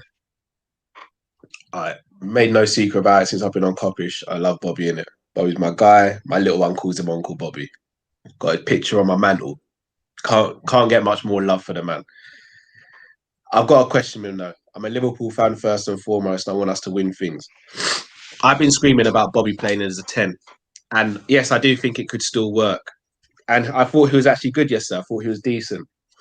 However, is he good enough for what we want to achieve? We speak about players like Haaland, Kane, and Mbappe because they are effectively the best in the world in their position. Bobby's not. And again, I love Bobby to bits. If Bobby's willing to be a squad player, he could do a lot worse than Bobby as a squad player. But as a starter, even in the number 10 position, I worry if he can actually deliver because I watch him sometimes and I think your bread and butter as a 10 should be spotting that pass and executing that pass. And there's a lot of times where Bobby's found wanting doing that. As a striker, I absolutely do not want to see him as a striker anymore. That shit for me sold a year ago. I don't want to see that happen anymore. But as a 10, I've got to ask the question now. Is Bobby good enough to be Liverpool's number 10 to take us back to the Premier League title and Champions League contention? I struggle with this. You know why? Because take emotion out of it, Drew. No, but I can't help do that though. I can't. There's no point me lying to you. Like I can't help. Sentiment plays a part in my football decisions a lot, and I feel like it is disgusting to dash him to the wayside after what he's given to the club. Not dashing him, no, Drift. This is a no. If we get rid of him, bro. We're dashing him, bro. No, it's a sport, bro. It's a sport. Bro, he don't want to go, and he's still giving his all. Whether he's performing to the level he was before or not, I respect people who are still giving their all and want to be here. I feel like anyone in our team who you don't feel is good enough to be in the first 11 automatically still deserves to be in the squad and does not deserve to be sold. So if you think that Firmino isn't good enough to be the starting, then fair enough, but he does not deserve to be sold. And I feel like he'd be a great addition to the squad to be a bench player. There's no way anyone could tell me there's justification in shotting Bobby. Don't you face the problem of stockpiling players then if that's the case? No, bro, because we got the players who we do love, but you have to accept like a Shaqiri and that like they've got to go in it. But I'm talking about the people who put the real graft in and don't deserve to go. Like Genie, like Firmino. If they want to be here, they've earned the right to be here, whether it's on the bench or in the first 11. Like, you can't underestimate how much these guys are available, the hard work, the effort. You said it before about Genie. Genie knows he's in the last year of his contract and could get an injury that could actually hamper any future like move. And he's still playing every week, putting in effort. You cannot underestimate how much you have to rate that. I watched the guy, yeah. I don't even want to throw shade on a man, yeah, because he ended up injured all season anyway. But do you remember when Frazier was looking at leaving Bournemouth because he was running out of contract? Bro, did he or did he not turn his back on the club who made him who he is and let them get relegated without his help because he didn't want to risk getting an injury for a deal that he was looking to get in the future? And he ended up getting that deal with Newcastle, who's been fucking injured all season anyway. How about that for some irony? So what I'm saying is, nobody underestimate Genie's loyalty to what he's doing. Because look at that. Bournemouth made Frazier who he was, and he watched them get relegated because he didn't want to risk injury. Deep that for a moment. I know everyone will be like, he had to think about himself. But think about it, though. He watched Bournemouth get relegated and didn't help because he was thinking about himself. And Genie ain't done that to us once. Facts. And we've had bare injuries at our midfield, and Genie could have turned around and went, nah, I ain't risking it. I'm not playing. And he would have left us short like a motherfucker in midfield. And he never done it. So when you're all turning around and having a go at him and all that, just keep that in mind. Before I come to you, Matt, M to the O says, Drift, we are Liverpool. Everyone wants to stay. We can't stop evolving because players want to stay. People can say Aguero deserves a new contract too. Very true. No, but here's what I say to that. How do we build a great squad if we don't keep players who may not be good enough for the first team, but we know there's still quality. That's the reason why they were in our first team. Remember, we won everything. So if you take that first 11 that we had, yeah, and I'm even going to take my anger out of this because I should really spaz out of this, but I'm just going to try and be normal for a second. Even if you don't think Mane is as good as he used to be, if you don't think Firmino is as good as he used to be, if you don't think Genie is good enough to start anymore, should they not be the guys now on the bench? So you look at the bench and go, hey, them man there can still change games. And then you go and you get whoever it is you think should go into the first team. And then the first team evolves, becomes better. But you look at our squad and you go, well, we need to hold up and shore up midfield. Who retains the ball well? Genie, bring Genie on. Do you know what? We need a little bit of something else in midfield there, you know. I feel like let's bring Bobby on. You know what? One of the wide forwards is tired. He's actually had a break now. He's probably ready to go again. Bring Mane on. Like, why would we get rid of them guys? Keep a shit bench, buy another starting 11, and have another argument halfway through next season where we go, oh, we ain't got no one to rotate. We've got a couple injuries and we're fucked. Why would we do that? Somebody explain to me in any way, shape, or form how that makes any sense. So when you don't want to start throwing out the baby with the bathwater, yeah, and start gunning these man, who, by the way, we will critique a man for a one-off game. We will critique a man for a couple of games. Yeah, I've even come in and said, I'm done with Bobby as a striker, you know. Like, we all know that. But why would you come and actually say, get rid of him, get him out? I don't want this guy at my team no more. When these men have actually done what we never thought we would see done. And you just want to dash these men away after one bad season or like, come on, man. The Mane slander, yeah, is a joke. It is a joke. This isn't even about me loving the guy. Like, hold on. We'll get to Mane. We'll get to Mane. Aiden says, Drifty Sentiment FC. Another comment I wanted to read out. This is from Star Dazing. Says, Alex Ferguson maintained United in dominance because he was ruthless. We can't have that sentiment, Drift. Drift. Yeah, but you know what?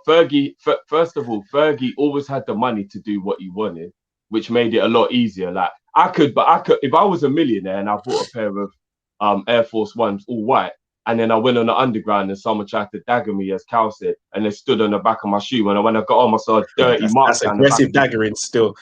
Huh? That's a very aggressive daggering to stand on the back of my that might be a step beyond daggering, I'm not going to lie. But if they did, and I got home, and there was a big dirty mark in the back of my trainers, as a broke guy who probably had to save up, I've got to get the toothbrush out and try and clean that. If I was a millionaire, I can just dash them in the bin and go buy some new ones, right?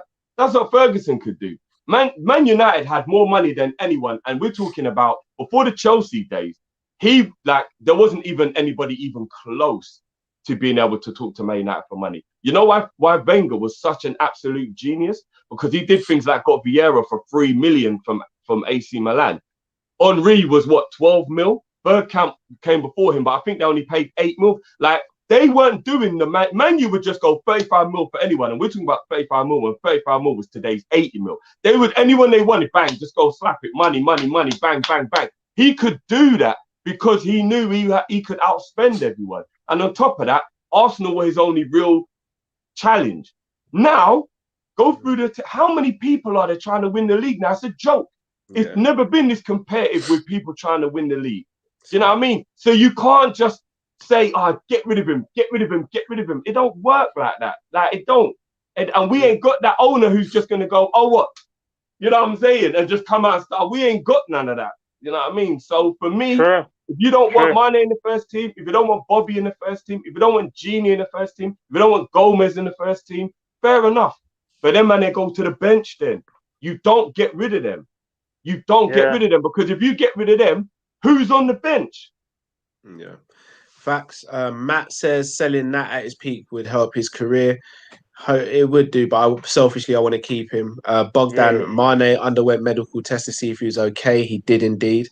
Matt, anything you want to add to what Drift said?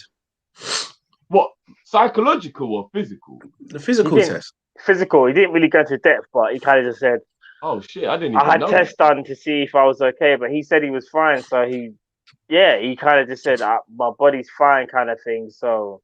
Okay. He said he's having a bad season. That must be like COVID and performance related. I think so. Yeah, I think so. Do you know what? I think just kind of half.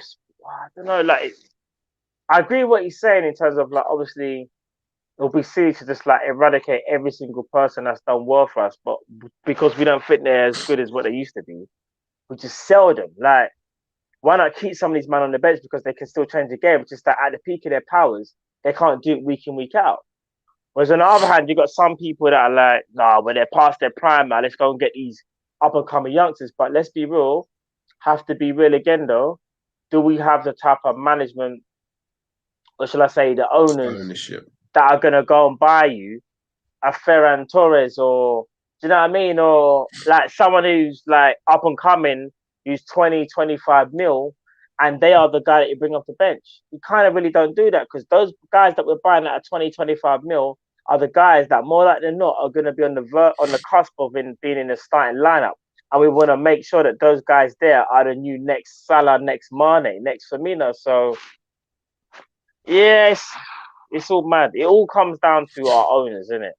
And the regime that we're under, we have to go by that model of we can't really, like, we can't even really sell like your Firminos right now because who are you going to replace them with?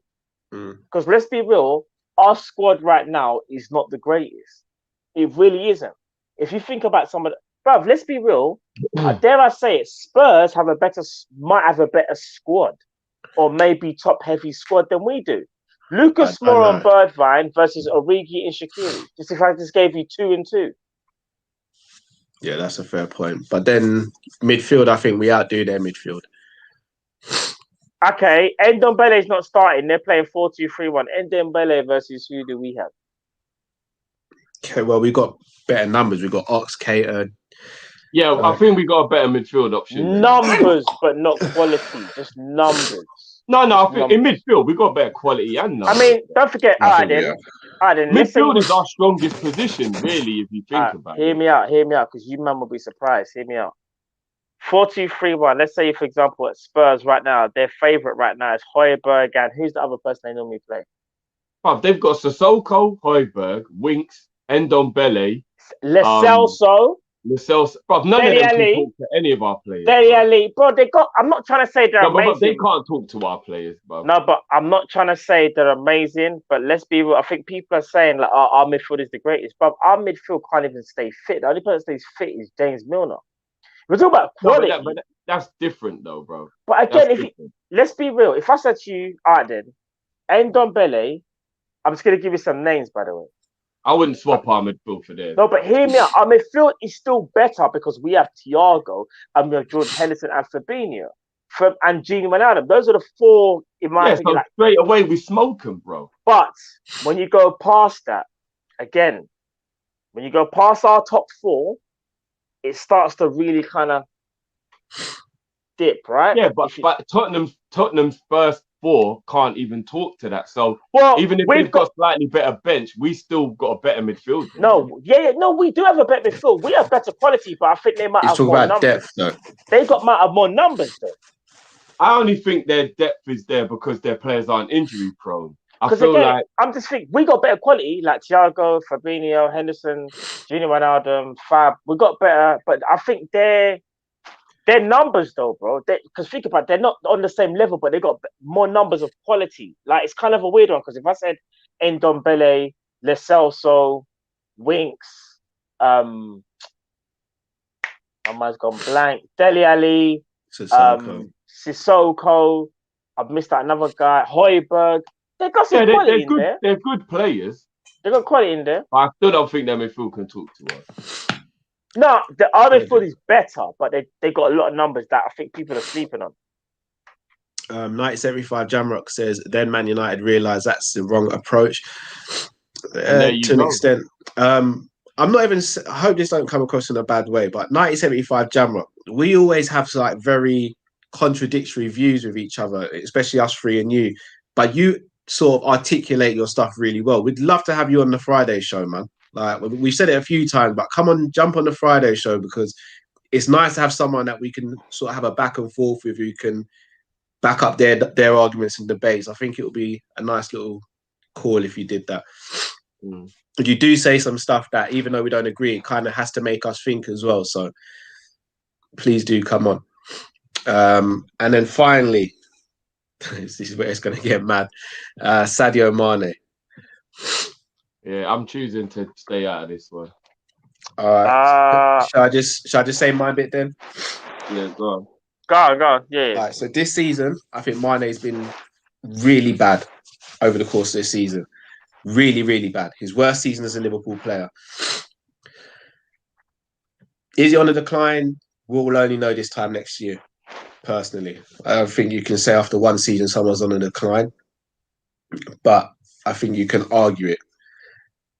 In terms of us getting rid, I do not want us to get rid of Sadio Mane this summer, nor do I understand why people would want to get rid of Mane this summer. And for those who say, for example, he's had a really bad season, so we should get rid, I see a lot of those people who are FSG in, but yet they won't have that same energy for our owners who have been here for 11 years and continue to make mistakes. And I always say this, if you're going to have energy for players, you better have the same energy for management, and you better have the same energy for owners as well. Mane, on his day, is absolutely phenomenal. Hasn't had enough of those this season, but I'm willing to give him one more season. But I would like to see genuine competition coming for him this season, this summer. Whether we get that or not, I don't think it will happen. But, you know, that's where it is. For me, if Jota's fit, he wouldn't be a guaranteed starter, nor would Firmino. But as things stand, they are guaranteed starters because our bench isn't strong enough and our squad isn't strong enough. But we need to address that. So we'll see. That's all I got to say on it. Boy, I'll quickly say something as well because my battery's going to die. I'll say this quickly. Sadio Mane is not having a great season. He's having a poor season by his exceptional standards. In fact, he's having just a genuinely bad season. Is Mane finished? No. Is he probably tired, run down, or whatever, or have an anomaly? Yes, I think it's possible. Do I think he's on a decline? I personally don't think so. But again, we will only find out next season. Remember when people were laughing at me when I was speaking about confidence and talking about Anfield, and confidence is a massive factor. For me personally, Mane's got no confidence right now. Some of the shots that he would have normally buried, he's not buried, like some basic things, like even from the game where the ball got played to him and it was just him trying to beat the goalkeeper and all these type of things they're making like bad touches. It's confidence. When you've got no confidence, you can look at the worst player in world football. Mane, for me personally, will rediscover everything next season. I think he goes again, and I think he proves people wrong. For some people to say that it should be sold, for me personally, I disagree with you wholeheartedly. I fully disagree. Let the man have his rest. Let the man come back next season. Let the man re-find his groove and his confidence, and we get a better firing world-class Mane, and that's how I see it. We go again. We move. Done. Cool. Couple of super chats. Mr. Here's my battle. Which of the big six teams has the most world-class players? Can we do that as an actual show, guys? I think that'd be a really good show to actually break down each squad and do that. So, Mr. Here's my battle. You've actually given us 2 shows now, so you deserve a nice little shout out for that. Thank you very much. Conroy Talk says, been to 5s, then Tesco, and you still going. Big up Conroy as always. Sloop John Babble says, Drifty talking so much sense, it finally made me go back and find my bank card and saw all these super chat nonsense. Bless you, bro. Much appreciated.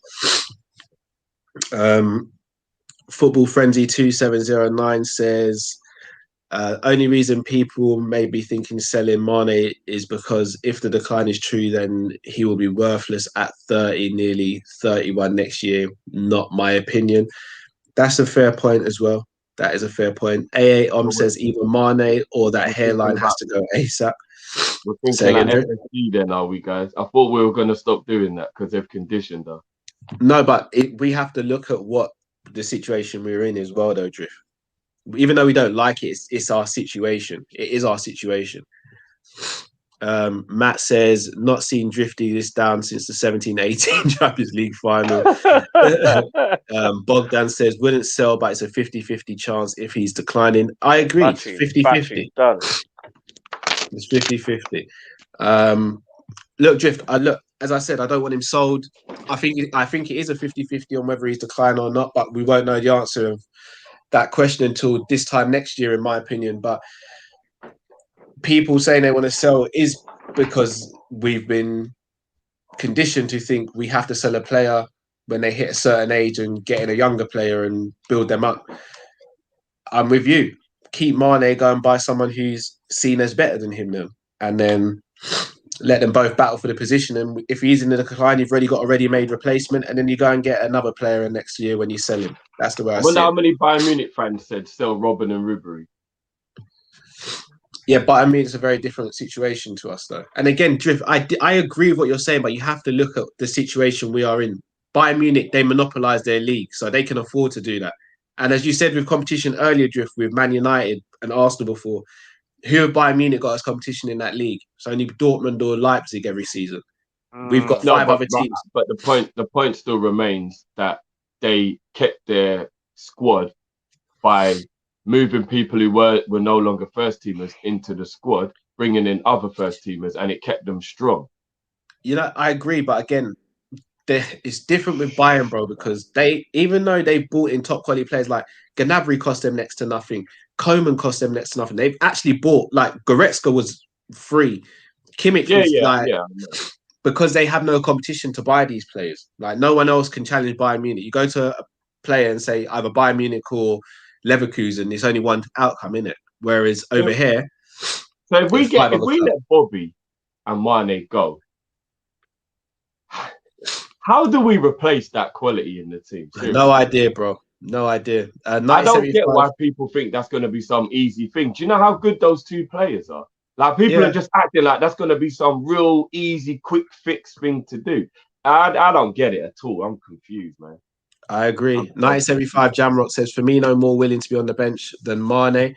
True, but Mane's got to prove that he's not a bench player then. If you bring in competition, he's got to prove he's not a bench player.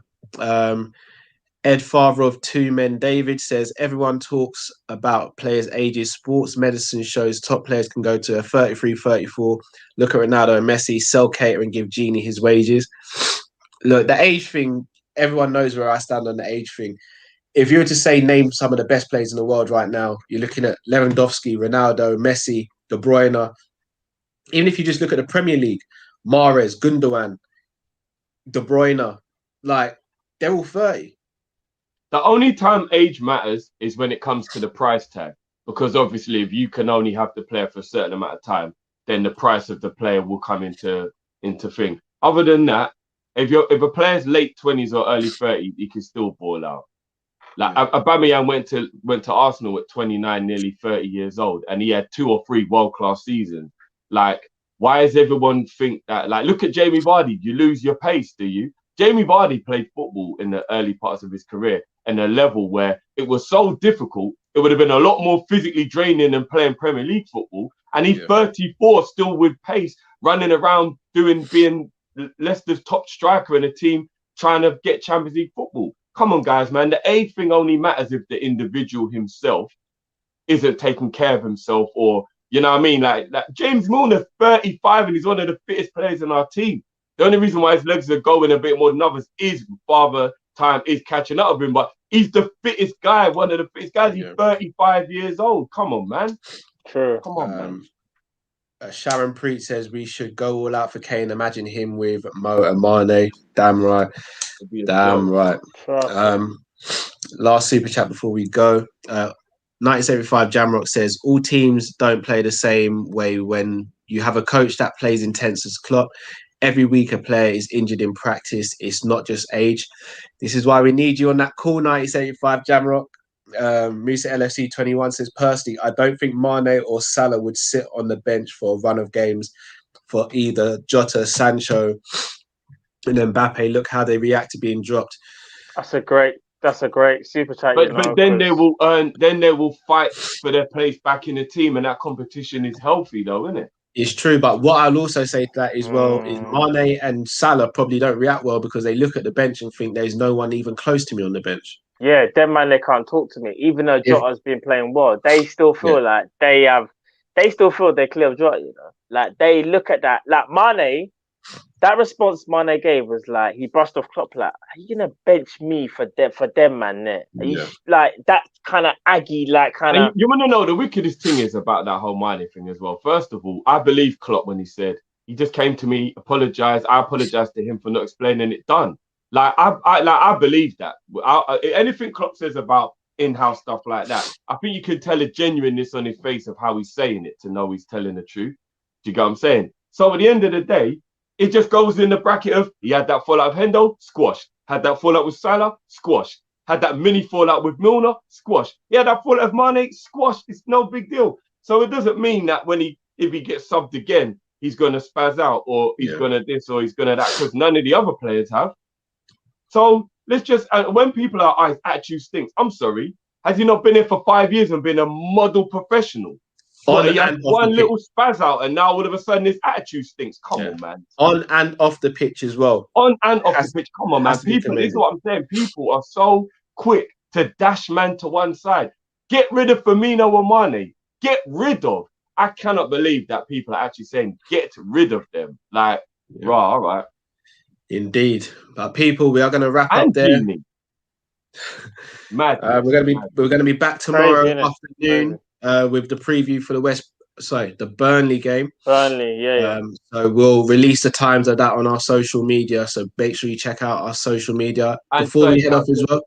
It should also be the reveal of the merch store. Yeah. And the reveal of the exclusive T-shirt that will be limited edition. So we're just going to let you lot know that the normal merch like what we're wearing now will always be available. The special T-shirt though will be for limited time only. So grab it while you just want to clear up, Drew. If you touched your chest there, we are not selling Ralph Lauren. Sorry. Before anyone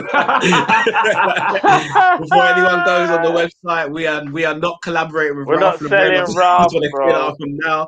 Manage expectations. I don't want you lot jumping in there. I forgot. Yeah, I don't want you lot jumping in there being like, "Where's that Kop-Ish X Ralph Lauren?" Like, we ain't there. You know what? I just want to come close enough. I don't know if you look to see embroidery, baby. Embroidery. That's not no sticker. That's embroidery, baby. Only the best quality. Only the best. But yes, we'll be back tomorrow, people. Please smash the like before you leave this stream, and also if you're watching later, please do smash the like as well. And until tomorrow, people, much love. Stay safe, stay blessed. We are Kopish and we are out, people. Take care. Hey.